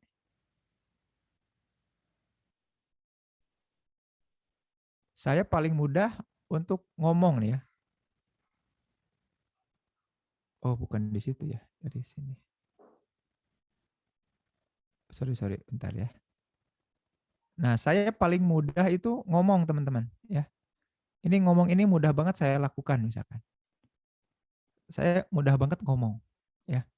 Maka saya cari dan saya latih terus ngomongnya saya. Ya. Saya terus latih cara saya ngomong saya latih, itu saya evaluasi. Setelah bisa diulang-ulang, latihan ngomong, saya evaluasi. Apakah saya enjoy nggak ngomong? Oh, ternyata ngomongnya saya tuh saya enjoy ketika ngomong. Maka ketika enjoy ngomong, saya bisa nggak expert ngomong? Expert itu apa? Saya cari orang yang enjoy, yang easy dan enjoy ketika ngomong, Lalu saya bandingkan saya sama dia, saya bisa lebih baik nggak dari dia, atau saya jadi bisa lebih beda nggak dari dia. Katakanlah teman-teman tadi masak. Oke, yuk coba nggak? Bisa nggak masaknya diulang tiap hari? Dan konsisten. Jadi sampai dia konsisten bisa diulang tiap hari masaknya. Dan evaluasi setelah seminggu tiap hari masak, atau tadi baking, kira-kira enjoy nggak ngelakuin baking? Kalau enggak, cari lagi kegiatan yang lain. Saya dulu nyoba senyum tiap hari, pegel, capek. Senyum nggak enjoy buat saya. Kalau ngomong, enjoy. Kalau bisa, jadi kalau tadi ya teman-teman masak, baking, diulang sampai seminggu dan itu tiap hari, atau 2 minggu dan itu tiap hari, cek, tanya ke diri sendiri, gue enjoy nggak ngelakuin itu? Kalau ternyata nggak enjoy, cari kegiatan lain. Cari list yang lain. Apakah nulis? Coba nulis tiap hari gimana? Easy nggak? Diulang seminggu. Oh easy. Bikin konten? Mudah nggak? Mudah ternyata tiap hari. Dan aku enjoy nggak? Enjoy. Nah kalau sampai enjoy, maka cari orang-orang yang easy dan enjoy-nya di baking. Buru-buru kita cek ke dia. Gua bisa lebih jago nggak dari dia? Lebih baik nggak dari dia? Atau gua bisa lebih beda nggak dari bakingnya orang itu? Orang yang dia easy dan enjoy juga. Kalau bisa, kita udah sampai level expert, teman-teman. Nah, seorang Zain Permana ngomongnya ini udah diulang-ulang, dan udah yakin bahwa enjoy, dan udah ngebandingin sama para pembicara nasional. Saya sengaja latihan dan juga belajar dari para pembicara nasional, saya bisa lebih baik dan bisa lebih beda. Makanya Zain Permana expert di ngomong soal diri dan psikologi. Nah, kalau udah expert, dicek, gua bisa dibayar nggak? Atau bisa diapresiasi nggak? Makanya teman-teman, jangan nunggu nanti. Latihan dari sekarang, mumpung jadi mahasiswa, bakingnya, masaknya, atau apapun yang lagi teman-teman lakukan, dicoba sekarang mumpung di kampus. Mumpung ada mentornya yang dekat, yang masih pada muda, yang masih fresh, yang ilmunya masih segar-segar, dilatih di situ. Kalau nggak expert-expert gimana, Kang? Kalau nggak expert-expert, cari lagi yang lain. Bakingnya nggak expert-expert, cari yang lain. Ya, yang mana yang dicarinya? Yang ada di list ini dulu aja. Kalau nggak ada di list ini, bikin lagi list baru. Saya lagi masukin list konseling sekarang. Lagi masuk ke ranah konseling. Gitu. Kayak gitu terus sampai teman-teman sampai di earn. Kalau belum sampai earn, buru-buru ganti. Mumpung masih muda, abisin jatah gagal, teman-teman. Saya mau ngasih pesan kalau sukses itu bukan berarti teman-teman berhasil. Sukses itu adalah habisnya jatah gagal. Teman-teman mungkin tahu ya Thomas Alva Edison, ya, orang yang nemuin bola lampu. Di beberapa literatur yang ngomongin Edison disebutkan dia melakukan percobaan bikin lampu itu sampai 1000 kali, teman-teman. 1000 kali gagal berarti ya, dan di percobaan ke-1000 dia baru berhasil. Bayangin teman-teman kalau Edison, ya, penemu bola lampu itu, di percobaan ke-470 dia bilang gini, nggak mau, bete nggak seru. Coba bayangin, kita kayaknya nggak akan dapat bola lampu. Udah malas, gue nggak mau kayak gini-gini, mager. Kita nggak akan dapat bola lampu. Bayang ya sampai sini ya. Jadi tugas teman-teman, latih easy, latih enjoy, sampai expert, dan harus sampai earn. Kalau cuma sampai expert itu namanya hobi. Lu ngelakuin sesuatu yang keren, yang lu bisa lakukan, yang bisa lebih beda dari orang, tapi nggak dibayar, percuma, nggak diapresiasi, percuma. Ya, jadi ketika teman-teman belum lulus pun, teman-teman udah sampai di titik di mana teman-teman udah punya penghasilan dan pekerjaan. Itulah the best version of yourself. Jadi jangan ngomong bikin musik lah kalau teman. Jadi ya, yang nyanyi bisa nggak nyanyinya sampai earn? Kalau nggak, mending latih skill lain buru-buru dari sekarang. Bisa nggak nonton drakornya jadi earn? Bisa Kang. Drakor ini aku bikin review, reviewnya aku posting, dan ya mulai. Bisa nggak diulang? Enjoy nggak ngelakuin itu? Kalau nggak enjoy bikin review drakor, ngapain? Kalau cuma nonton doang, semua orang di dunia bisa dan easy nonton doang. Itu sebabnya Netflix, View, Disney Plus memudahkan kita untuk nonton. Memudahkan kita, tapi memudahkan kita untuk didistraksi juga. Ngebikin kita nggak jadi versi terbaik sama diri. Makanya seorang Zain Permana habis nonton Squid Game harus bikin reviewnya. Review itu yang ditonton orang, yang nonton itu kemudian masukin view itu bikin naik AdSense itu jadi bikin earn. Gitu ya. Kebayang ya sampai sini ya. Gitu terus kerjaannya. Itulah the best version of ourselves. Gitu. Dan selain kenal diri, kita perlu kenal sekitar, ya. Jadi jangan sampai teman kita tuh cuma itu-itu aja. Ingat teman-teman, tugas kita itu mindahin sebanyak-banyaknya orang dari asing jadi saudara. Jadi asing itu orang-orang yang sama sekali nggak kita tahu, ya. Saya nggak tahu Sevira ini ada di dunia ini sampai kita ketemu di Zoom ini. Sebelumnya kan aku nggak pernah tahu bahwa Sevira tuh eksis di dunia ini, ya nggak? Sevira pun nggak tahu bahwa aku tuh seorang Zen Permana tuh eksis di dunia ini. Nah, karena kita udah ketemu di Zoom meeting yang sama, aku jadi tahu ada Sevira, Sevira jadi tahu ada aku. Asing jadi tahu. Lalu saya mencoba berinteraksi sama Sevira. Halo Sevira, apa kabar? Boleh open mic? Baik, alhamdulillah. Nah, kita jadi kenal ya. Karena kita pernah berinteraksi. Kalau interaksinya makin intens, kita jadi teman. Kalau Sevira bilang, Kang Zen, Sevira rumahnya di mana? Di Bekasi, Bekasinya daerah? Cibubur, Ada tempat makan yang enak Kak di situ? pecel ayam, Apa enaknya di situ? sambalnya enak. Oke, Kang, ada pecel ayam enak di Cibubur. Nongkrong yuk, ayo sekalian ngobrol. Saya jadi teman nongkrongnya Sevira. Terus pas lagi nongkrong, ternyata Sevira menceritakan sesuatu yang private dan pribadi. Misalkan soal seseorang yang someone special someday maybe-nya Sevira gitu diceritain. Kita jadi sahabat, jadi besties. Nah, kerjaan kita tuh mindahin sebanyak-banyaknya orang dari asing jadi apa? Jadi saudara. Sampai sini jelas ya? Jadi jangan tutup jejaring kita. Setelah kenal diri, kenal sekitar, baru kemudian ambil peran. Jangan cuman mau jadi orang yang biasa-biasa aja di pertemanan itu, jadi orang yang peduli. Soalnya gini teman-teman, kita punya peduli yang besar, tapi kita punya pengaruh yang kecil. Ya. Nah, orang-orang yang, kebayang nggak, saya cinta sama Indonesia, tapi pengaruh saya di Indonesia kecil. Nah, alih-alih kita naikin pengaruh, kita malah nurunin peduli. Kan bete ya. Makanya, aku mah apa tuh, cuman apa namanya, seonggok daging gitu ya. Aku mah apa, cuman bubuk rengginang di kaleng kongguan gitu ya. Bukannya naikin pengaruh, marah nurunin peduli. Maka tugas teman-teman jangan itu. Tugas teman-teman naikin pengaruhnya, jangan sampai nurunin pedulinya. Ya, itu yang penting supaya kita jadi the best version of ourselves. 3 kunci itu. Dan ini kalau teman-teman kok nggak nemu-nemu juga, masih tetap quarter life crisis, bisa jadi teman-teman lagi ada di fase yang ini. Surat Al-Hasr ayat 19. Bisa jadi proses yang tadi dilakukan ya, proses yang dilakukan yang ini nih, yang ini dulu nih ya, ngerjain ini, juga proses ini, itu tidak melibatkan Allah. Karena Allah kemudian bilang di surat Al-Hasr ayat 19, wala takunu kalladzina, dan janganlah kamu seperti orang-orang nasulloha yang lupa sama Allah. Ansahum, akan dibikin lupa, anfusahum, diri mereka kepada diri mereka sendiri, ulaika humul fasikun. Ya, kalau teman-teman lagi galau nggak kenal sama dirinya, nggak jadi versi terbaik sama dirinya, padahal udah ngelakuin langkah-langkah yang saya kasih tadi, mulai bikin interest, expertise sama market, mulai ngelakuin 4E, tapi teman-teman masih tetap belum nemu dirinya. Barangkali teman-teman nggak melibatkan Allah di situ. Nah, orang-orang yang nggak melibatkan Allah, ya pasti Allah bikin lupa gitu. Tapi Kang, aku udah ngelibatin Allah kok, udah berdoa, udah ngelibatin Allah, tapi masih galau sama diri sendiri. Mesti beli buku Saatnya Curhat dan Mengungkap Diri gitu ya. Atau boleh konseling ke saya di heyacademy.id gitu. Itu teman-teman yang bisa saya sampaikan ya.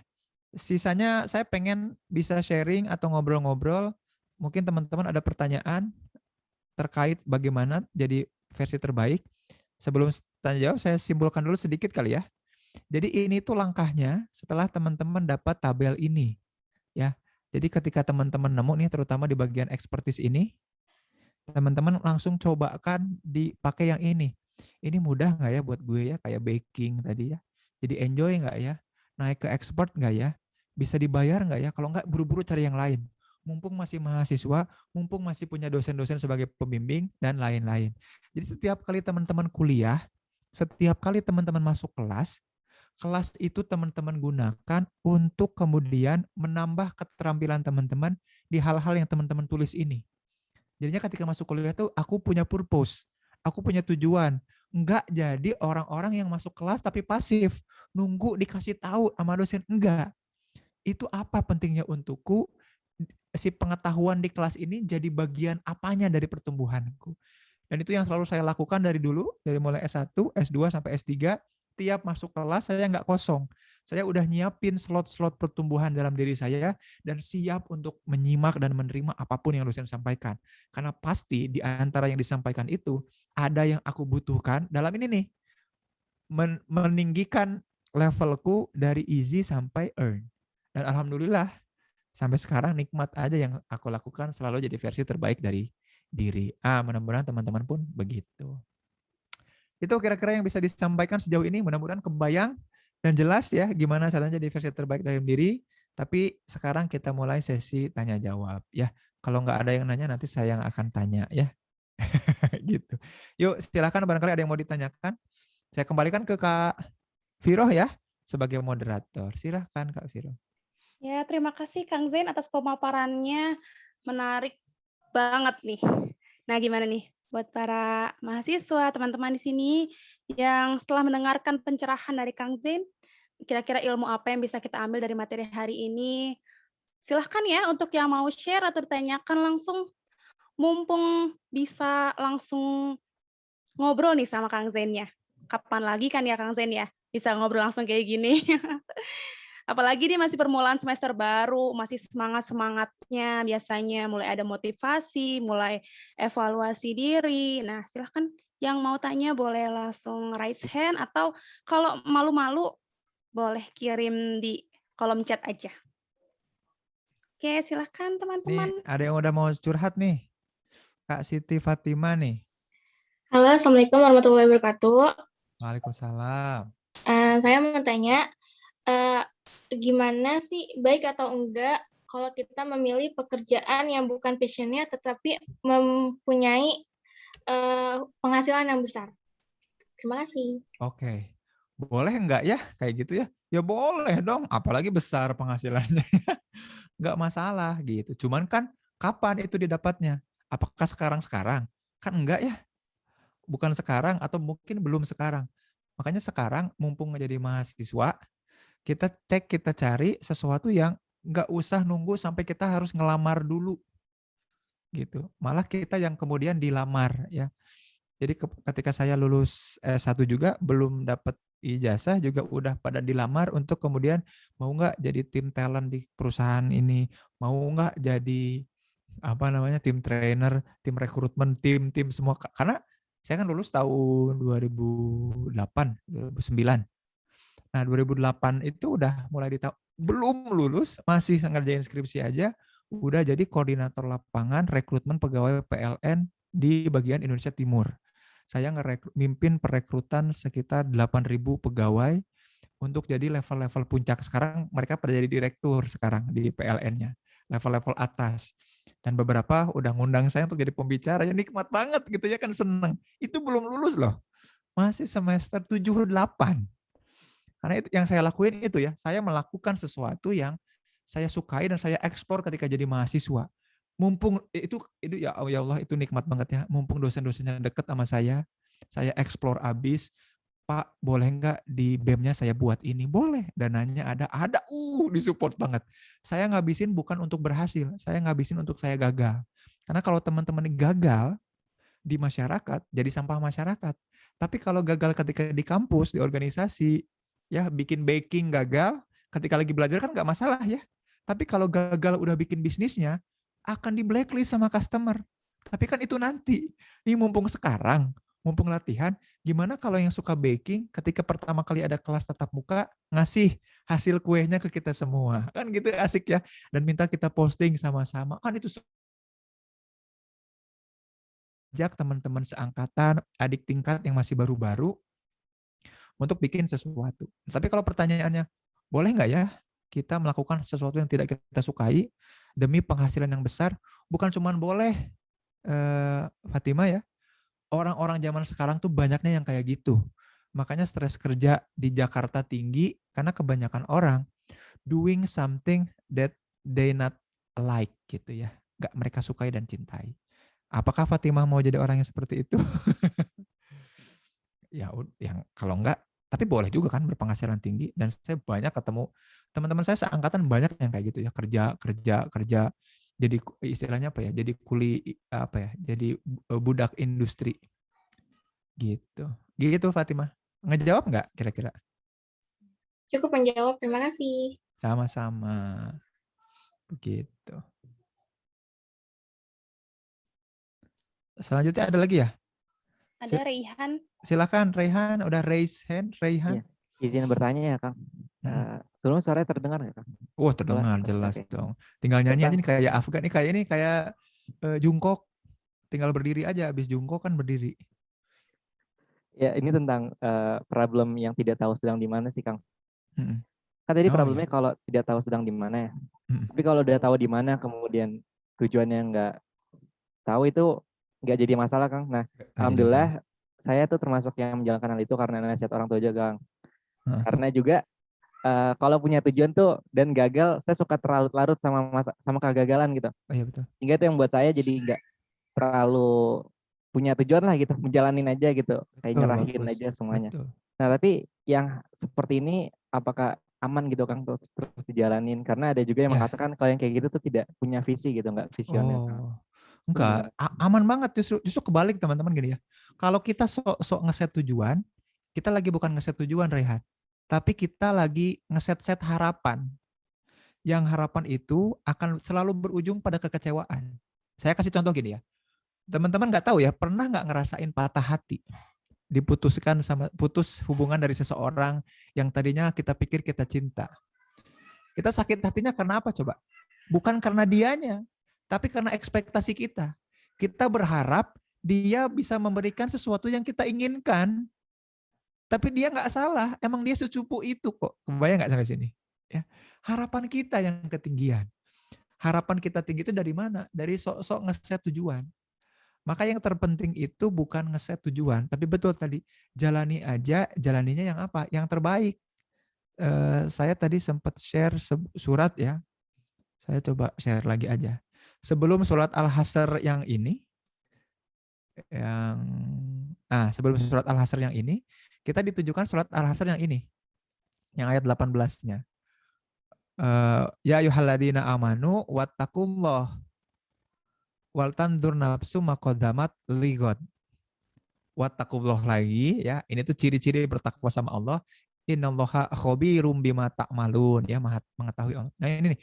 Hendaklah setiap diri memperhatikan apa yang bukan telah, ya. Ini tafsirnya kurang pas, tapi sedang. Jadi fokus ke saat ini dan sekarang. Untuk hari esok itu akhirat maksudnya, bukan buat besok atau bukan buat tujuan kita. Jadi Allah tuh minta kita, ngajak kita untuk fokus ke saat ini. Fokus ke here and now. Makanya Islam itu bukan agama masa lalu. Islam itu agama yang nutup aib-aib masa lalu. Fokusnya ke saat ini. Dan masa depannya agama Islam itu, orang-orang muslim itu bukan besok, bukan nanti. Makanya nggak ngerencanain besok. Nggak ngerencanain nanti. Nggak ngerencanain 5 tahun lagi. Yang direncanain apa? Kapan? Masuk surga. Nantinya nanti banget. Apakah yang gue lakuin saat ini bakal masuk surga apa enggak? Surga-able apa enggak? Gitu ya. Surga-able atau enggak? Jadi kalau pertanyaannya, aman enggak sih kalau aku enggak punya tujuan dan jalanin aja? Itu sangat aman. Asal tadi libatkan Allah dan fokus gimana caranya yang gue lakukan saat ini itu manfaatnya saat ini juga. Jangan nunggu nanti. Makanya ditanya nih misalkan yang teman-teman yang suka nonton drakor gitu ya. Ini pentingnya apa buatku saat ini? Apakah ini jadi gitu ya? Kalau ternyata aduh, tapi penting Kang. Ya udah, sambil ditulisin aja pentingnya apa. Misalkan hikmah dari nonton drakor yang ini gitu apa ya? Apa ya drakor yang apa ya? Aku nggak tahu nih. Karena kemarin ramai aja Squid Game, jadi nonton Squid Game ya. Tapi dari situ kan aku coba tulis, oh karakter ini begini. Aku coba bedah. Dan bedahnya itu aku coba lakukan. Gitu Rehan. Kurang lebih itu. Jawab kah? Kebayang? Atau mau menanggapi boleh banget. Kejawab sih Kang sebenarnya. Tapi kadang ada tuntutan sosial aja sih Kang tentang visi gitu dari masyarakat atau dari keluarga gitu. Misal. Ya tentang mau ke depannya jadi apa. Bukan pertanyaan kayak udah kerja belum, tapi ini lebih deskripsi diri sih. Kamu tuh keahliannya mau kemana gitu di Oh dunia. iya ya betul. Oke, kalau gitu, kalau soal deskripsi diri, aku ngasih tips lagi nih ke teman-teman. Ini juga penting ya. Saya tuh kalau ngerekrut orang, ngewawancara orang dari rekrutmen itu saya udah pengalaman banget dari 2010 sampai sekarang masih suka diminta untuk ngerekrut orang, ngewawancara orang. Suka ada satu pertanyaan yang jadi andalan. Yang biasanya lulus enggaknya orang itu dilihat dari pertanyaan itu. Yaitu diminta untuk menjelaskan siapa diri kamu. Ya, jadi saya suka nanya gini, boleh jelaskan siapa diri Anda gitu ya. Ini mungkin kalau nanti jadi seleksi pegawai, rekrutmen, saya kalau wawancara pasti pertanyaannya itu. Saya pengen tahu apa yang dia jelasin. Nah, kebanyakan orang hampir 100% tidak menjelaskan dirinya. Tapi dia ngejelasin gini, misalkan gini, Rehan coba ceritakan tentang diri Rehan. Misalkan Rehan adalah anak pertama dari 2 bersaudara, bersuku Sunda misalkan, lulusan teknologi pangan UAI, kemudian ini, kemudian itu. Yang diceritain itu bukan tentang dirinya, tapi tentang dirinya, identitas dirinya di bagian dari kelompok tertentu. Kebayang nggak? Rehan anak pertama dari 2 bersaudara artinya bagian dari kelompok tertentu. Bersuku Sunda bagian dari kelompok suku tertentu. Alumni mana bagian dari kelompok tertentu. Nah, orang bilang gitu. Padahal yang dibutuhkan adalah elevator pitch-nya. Apa itu elevator pitch? Kalimat yang bisa menjelaskan siapa aku dan sedang apa aku. Nah, gimana rumus elevator pitch? Nah, saya kasih tahu nih. Ini kalimat yang membuat saya selalu bersemangat tiap pagi karena ngomongin hal ini. Jadi teman-teman kayaknya perlu punya deh kalimat ini. Jadi kalau ditanya saya siapa, maka mestinya jawabannya adalah saya adalah orang yang bantu. Yang bantu siapa? Yang bantu titik-titik ya. Siapa?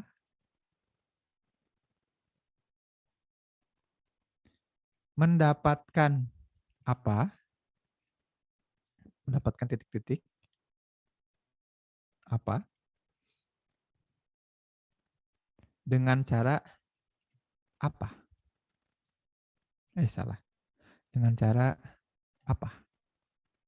Nah, ini yang harus kita punya. Jadi ketika ditanya, kamu mau jadi apa, sibuk apa, jangan nunggu nanti, tapi jelaskan ini. Misal ya, Zain Permana adalah orang yang bantu pemuda untuk finding the right way to think about things that matter to him or her dengan cara synthesizing idea atau diskusi. Itu ya, saya ulangi lagi ya. Zain Permana adalah orang yang bantu pemuda mendapatkan the right way, cara yang paling tepat untuk mikirin sesuatu. Nah, kayak ini nih, lagi ngobrol sama Rehan ini, dengan cara diskusi atau coaching. Maka kegiatan harian yang saya latih pakai 4E ya adalah apa? Coaching dan diskusi sama orang lain. Jadi kalau ditanya, kamu mau jadi apa? Jadi apapun selama aku bisa bantu. Atau ceritain ininya nih, kalimat ininya. Kira-kira kerjaannya apa ya, Bu, Pak, atau lingkunganku? Bisa nggak ngenalin aku ke orang yang kayak gini? Gitu. Nah, supaya kita semua dapat, yuk coba tuliskan. Teman-teman, kira-kira siapa? Mau jadi apa? Mendapatkan apa? Dengan cara apa? Ya. Misalnya tadi Rehan adalah orang yang bantu siapa? Nanti lihat segmennya. Lihat di kolom segmen. Teman dekat siapa? Lihat di kolom segmen. Dapetin apa? Dapetin apa itu hasil dari expertise di kolom yang tengah. Hasil dari kolom tengah tuh dapat apa? Dengan cara apa? Tulis kolom tengahnya. Ya, kalau Zain Permana adalah orang yang bantu pemuda dapetin cara berpikir yang lebih tepat dengan cara ngomong, dengan cara diskusi, dengan cara neliti kayak gitu. Nah, kalau teman-teman apa? Yuk tulisin dulu ini. Yuk, saya tunggu ya. Saya kasih waktu 2 menit ya. Ini jelas ya. sambil saya kasih contoh mahasiswa-mahasiswa yang kemudian saya bimbing, anak-anak wali saya yang saya bimbing, saya suruh untuk melakukan itu. Ya. Nah, ini kalimatnya namanya kalimat elevator pitch, teman-teman. Saya minta orang-orang untuk finding the right way to think about him. Ya. Ini saya kasih contoh, mohon izin ya. Anak-anak wali saya. Nih ya. Anak wali Zain Permana. Ya. Nih, misalkan ada yang bilang gini. Saya cita-citanya jadi konselor, kan saya minta ya tuliskan cita-cita dan kalimat elevator pitch kayak teman-teman tadi ya. Ada yang bilang gini. Saya adalah seorang konselor di BNN, yaitu orang yang bantu teman-teman atau orang-orang yang salah langkah dalam hidupnya, terutama terjerumus menjadi pecandu narkoba, untuk mendapatkan rehabilitasi dan terapi, melepaskan ketergantungan dari narkotika, serta mendapatkan kembali sebagai manusia yang sehat tanpa pengaruh nafsa. Gitu, keren ya? Ini belum jadi konselor, dia masih mahasiswa angkatan 2021, teman-teman. Udah saya ajak mikir kayak gini, ya. Tapi kan nanti ini boleh berubah nggak? Boleh banget, ya. Ini, saya adalah seorang konten kreator yang bantu penonton di sebuah platform mendapatkan pengalaman berbicara di publik. Wow. Dengan cara membuat konten berbagi ilmu tipis-tipis. Gitu ya. Ini udah mulai nih. Cita-cita saya ingin jadi psikolog. Yaitu orang yang bantu orang-orang yang punya masalah dapat pengalaman dalam membantu menyelesaikan masalah orang-orang dengan cara memberikan konseling.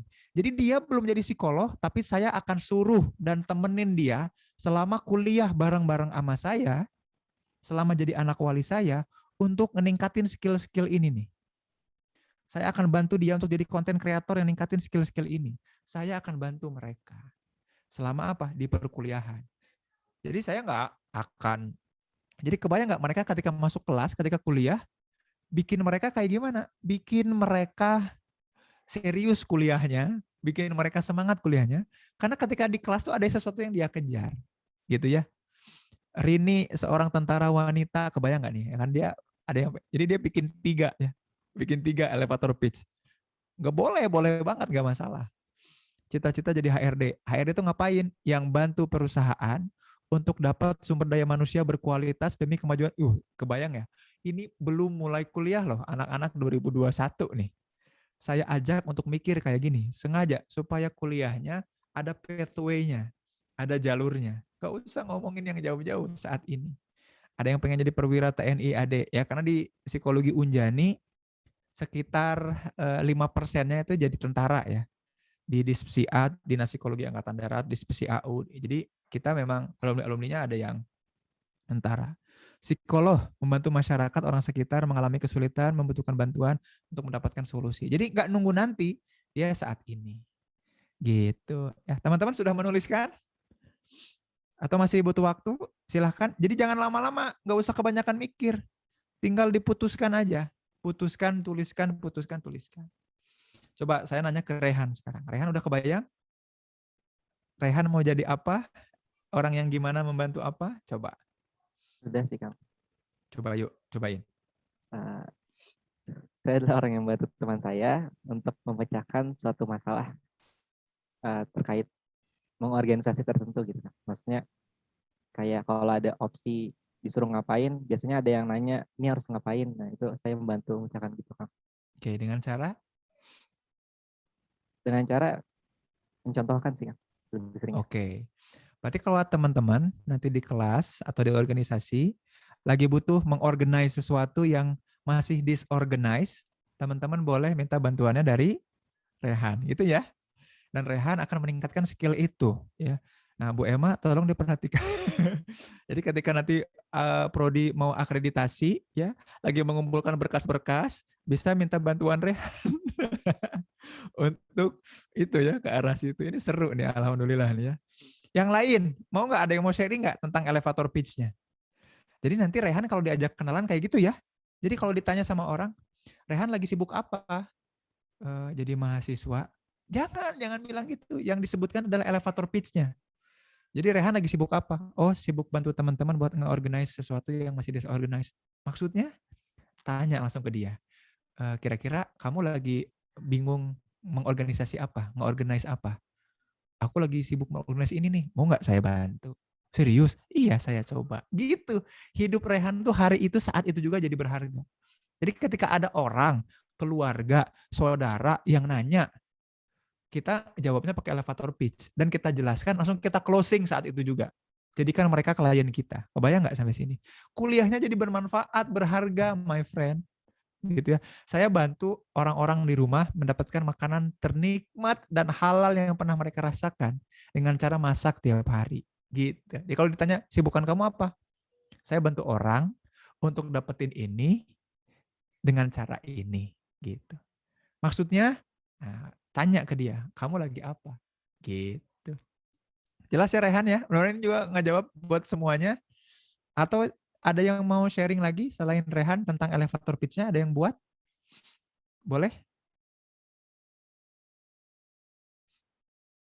Wah, Bu Mariam juga udah nih ya. Bantu teman mahasiswa untuk dapat opsi-opsi kegiatan bermanfaat bagi kesehatan fisik dengan cara berbagi pengalaman. Iya, karena tadi ya ada yang berbagi. Nah, ini udah pas nih, seru nih ya. Dan cocok sama profesinya ya. Coba yang lain, aku pengen Rosiana. Rosiana udah bikin elevator pitch?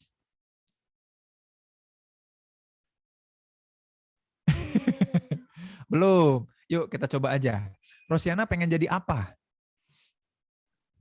Pengen jadi chef.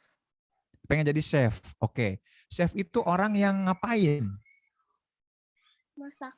Yang masak. Oke. Kira-kira dengan masak orang terbantu dapat apa? Oh, belum begitu.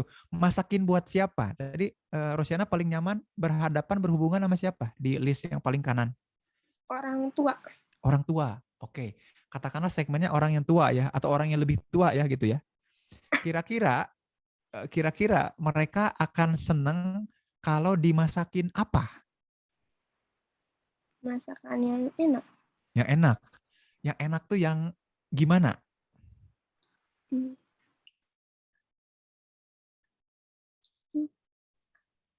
Nggak tahu ya. Berarti kita harus nanya ya ke mereka ya. Oke. Berarti mereka dapat membantu orang. Rosiana adalah seorang chef yang membantu orang tua untuk mendapatkan makanan yang enak dengan cara menanyakan apa kesukaan makanan mereka. Dan cuma nanyain doang, nggak akan dibikinin. Dibikinin. Dan ngebikininnya. Mulainya kapan? Mulai apa? Memulai kapan tuh melakukan hal itu?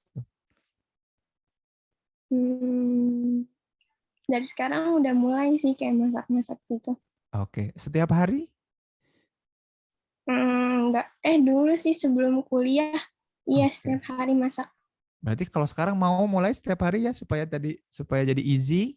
Tapi mudah nggak sih masakin buat orang tua? Mudah ya? Mudah. Mudah. Enjoy nggak? Iya. Enjoy. Bisa jadi expert nggak masakin buat orang tua? Insya Allah. Oke. Berarti bisa dicoba ya? Iya. Oke, berarti elevator pitch-nya udah nemu ya? Iya. Oke, ulangi lagi. Rosiana adalah seorang chef yang bantu orang tua untuk menyajikan makanan yang enak. Cakep. Betul, cakep banget. Terus? Dengan cara menanyakan apa kesukaan makanan mereka. Good. Dan buat apa sih? Iya, betul. Dan betul kayak tadi, betul, pintar. Dan membuatkannya kan? Iya. Wow. Kebayang ya kalau kita ketemu sama Rosiana terus kita bilang, "Duh, kayaknya steak enak ya." Aduh, aku bisa bantu kamu loh. Masakin steak. Kebayang ya? Dan itu harus dilatih Rosiana. Dari kapan? Jangan nunggu nanti dapat kerja ketika jadi chef. Belum jadi chef pun dari sekarang udah mulai melakukan itu. Kebayang ya? Udah 3 tuh ya. Ada Rehan, Bu Mariam, sama Rosiana. Teman-teman ada yang mau nanya lagi nggak? Kalau nggak ada yang nanya, aku minta 1 orang lagi aja elevator pitch-nya ya. Please, 1 orang lagi aja. Supaya jelas nih. Jadi enak nih. Kalau saran saya sih Bu Emma ya, si ini dikumpulkan jadi data kita.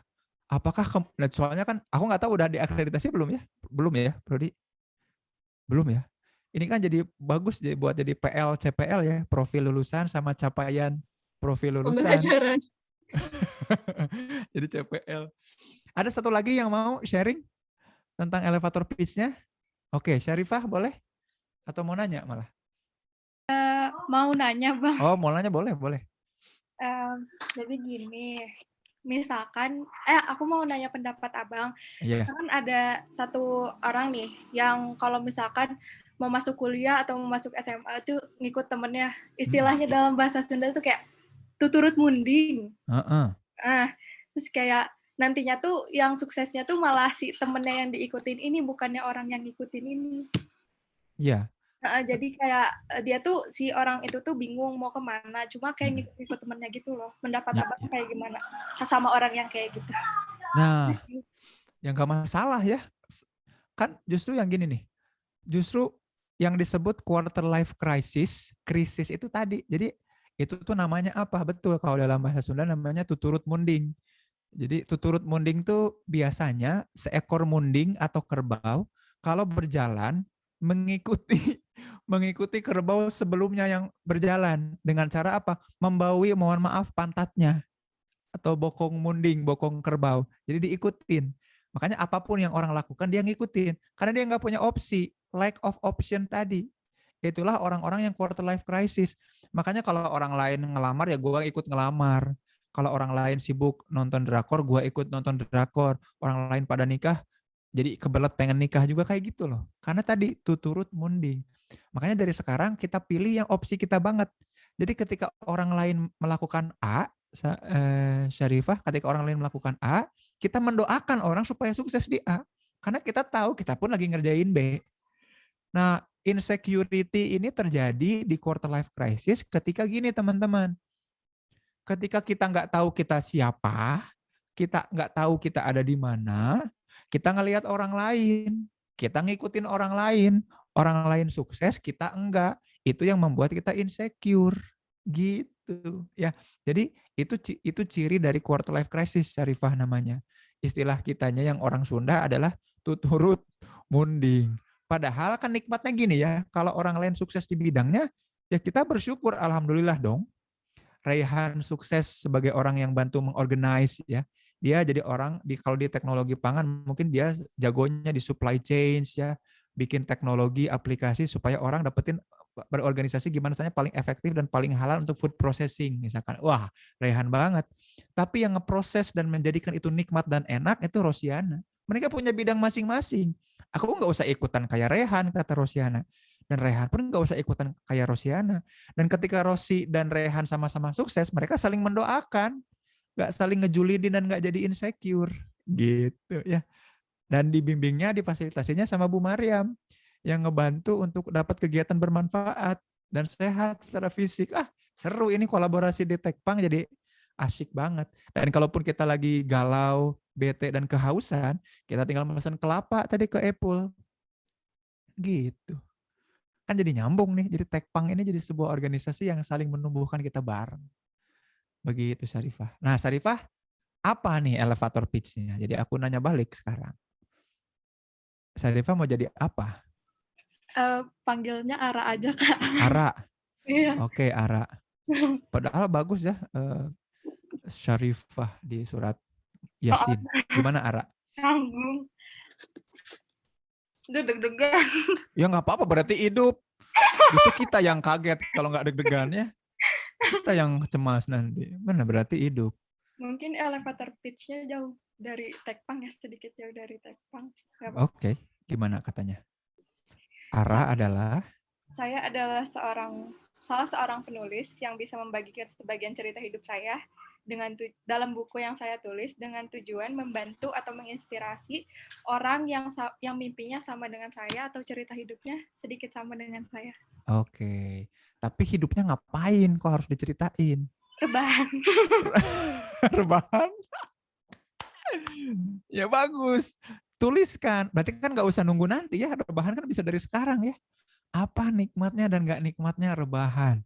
supaya orang dapat inspirasi. Nanti dieditin tadi sama siapa editor tuh? Siapa yang editor tuh tadi? Aku lupa. Saya, Cowok. Kang. Oh, Hafiz. Fis. Coba ke Ara, Fis. Tagih nanti ya.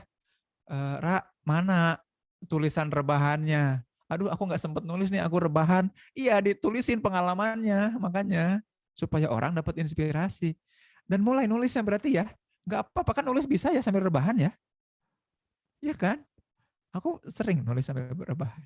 Wow, ini kita bisa collab sama, kebayang ya teman-teman kalau punya data elevator pitch, kita jadi sebuah prodi yang collab satu sama lain.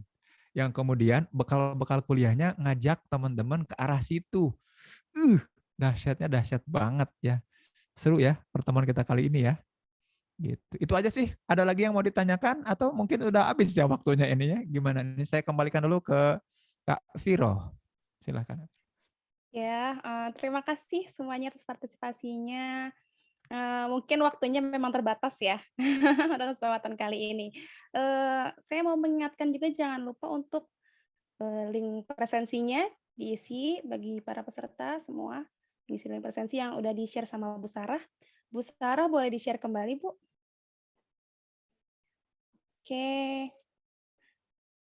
Terima kasih, Kang Zain. Duh, sangat apa ya, motivasi banget gitu. Keren. Ternyata juga dari teman-teman semua antusias ya. Mungkin nanti lain kesempatan insya Allah bisa ketemu lagi kita untuk sharing. Oke, acara selanjutnya penyerahan sertifikat secara virtual untuk Kang Zain. Mohon Bu Mariam dibantu untuk menampilkan sertifikatnya.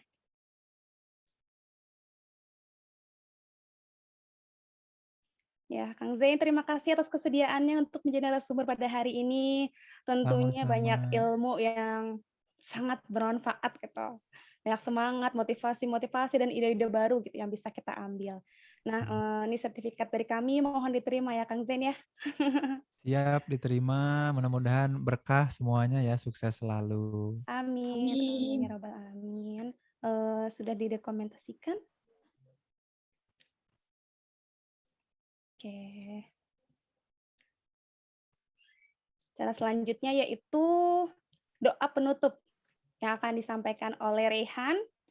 Rehan ini merupakan mahasiswa Tekpang angkatan 2020. Kepada Rehan dipersilakan. Baik, terima kasih Kak Viro. Assalamualaikum warahmatullahi wabarakatuh. Astagfirullahaladzim, astagfirullahaladzim, astagfirullahaladzim. A'udzubillahi minasyaitonirrajim. Bismillahirrahmanirrahim. Alhamdulillahirabbil alamin, hamdan syakirin, hamdan na'imin, hamdan yuafin yukafi mazidah. Ya Rabbana lakal hamdu kama yang bagi li jalal wajhikal karimi wa azim sultanik. Subhanaka la nuhsi sana'an 'alaika kama asnaita 'ala nafsik. Falakal hamdu hatta tarda wa lakal hamdu idza radita wa lakal hamdu ba'da ridha. Allahumma sholli wa sallim ala sayyidina Muhammadin fil awalin wa sholli wa sallim ala sayyidina Muhammadin fil akhirin. Wa sholli wa sallim ala sayyidina Muhammadin fi kulli waqtin wahin. Wa sholli wa sallim ala sayyidina Muhammadin fil mala'i a'la ila yaumiddin. Allahumma inna nas'aluka salamatan fid din wad dunya wal akhirah wa afiyatan fil jasad wa ziyadatan fil ilm wa barakatan fil rizq wa taubatan qablal maut wa rahmatan indal maut wa maghfiratan ba'dal maut wa najatan minan nari wal wa afa indal hisab. Allahumma arinal haqqa haqqa warzuqna tiba'ah wa arinal batila batila warzuqna tinaba. Allahumma twa'anna gola wal bala wal wabah wal fahsya wal munkar wasyufal mukhtalifata wasyadda ida wal mihan mazahara minha wa ma batana min baladina hadza khassatan wa min baldan muslimina amata innaka ala kulli syai'in qadir. Subhanaka rabbika rabbil izzati amma yasifun. Wassalamu ala mursalin walhamdulillahirabbil alamin. Suratul Fatihah. A'udzubillahi minasyaitonirrajim. Bismillahirrahmanirrahim. Alhamdulillahirabbil alamin arrahmanirrahim maliki yaumiddin. Iyyaka na'budu wa iyyaka nasta'in. Ihdinas siratal mustaqim. Siratal ladzina an'amta 'alaihim ghairil maghdubi 'alaihim waladdallin. Amin. Amin ya rabbal alamin. Terima kasih Rehan sudah memimpin doa pada hari ini. Semoga kegiatan hari ini mendapatkan banyak manfaat dan membawa keberkahan bagi kita semua. Oke, sekarang saatnya pengumuman pemenang giveaway. Seperti di awal tadi ya, pada kesempatan kali ini akan dipilih peserta terbaik dengan kriteria paling aktif. Nah, tadi kan di awal pemenangnya cuma 1 nih, sekarang ditambah deh pemenangnya jadi ada 2 pemenang yang akan mendapatkan pulsa 50.000. Oke, untuk pemenangnya yaitu atas nama Syarifah Fatimah Zahra dan Raihan Muhammad. Selamat. Oke. Acara selanjutnya yaitu foto bersama. Silahkan semuanya untuk on kamera, pasang senyum yang paling ceria. Nanti saya pandu. Silahkan panitia bersiap untuk mengambil dokumentasinya ya. Gimana, Ayu? Sudah siap? Ya, sudah, Kak. Oke. Slide 1 ya, Ayu ya? 1, Ya, slide 2. Oke, 1, 2, 3.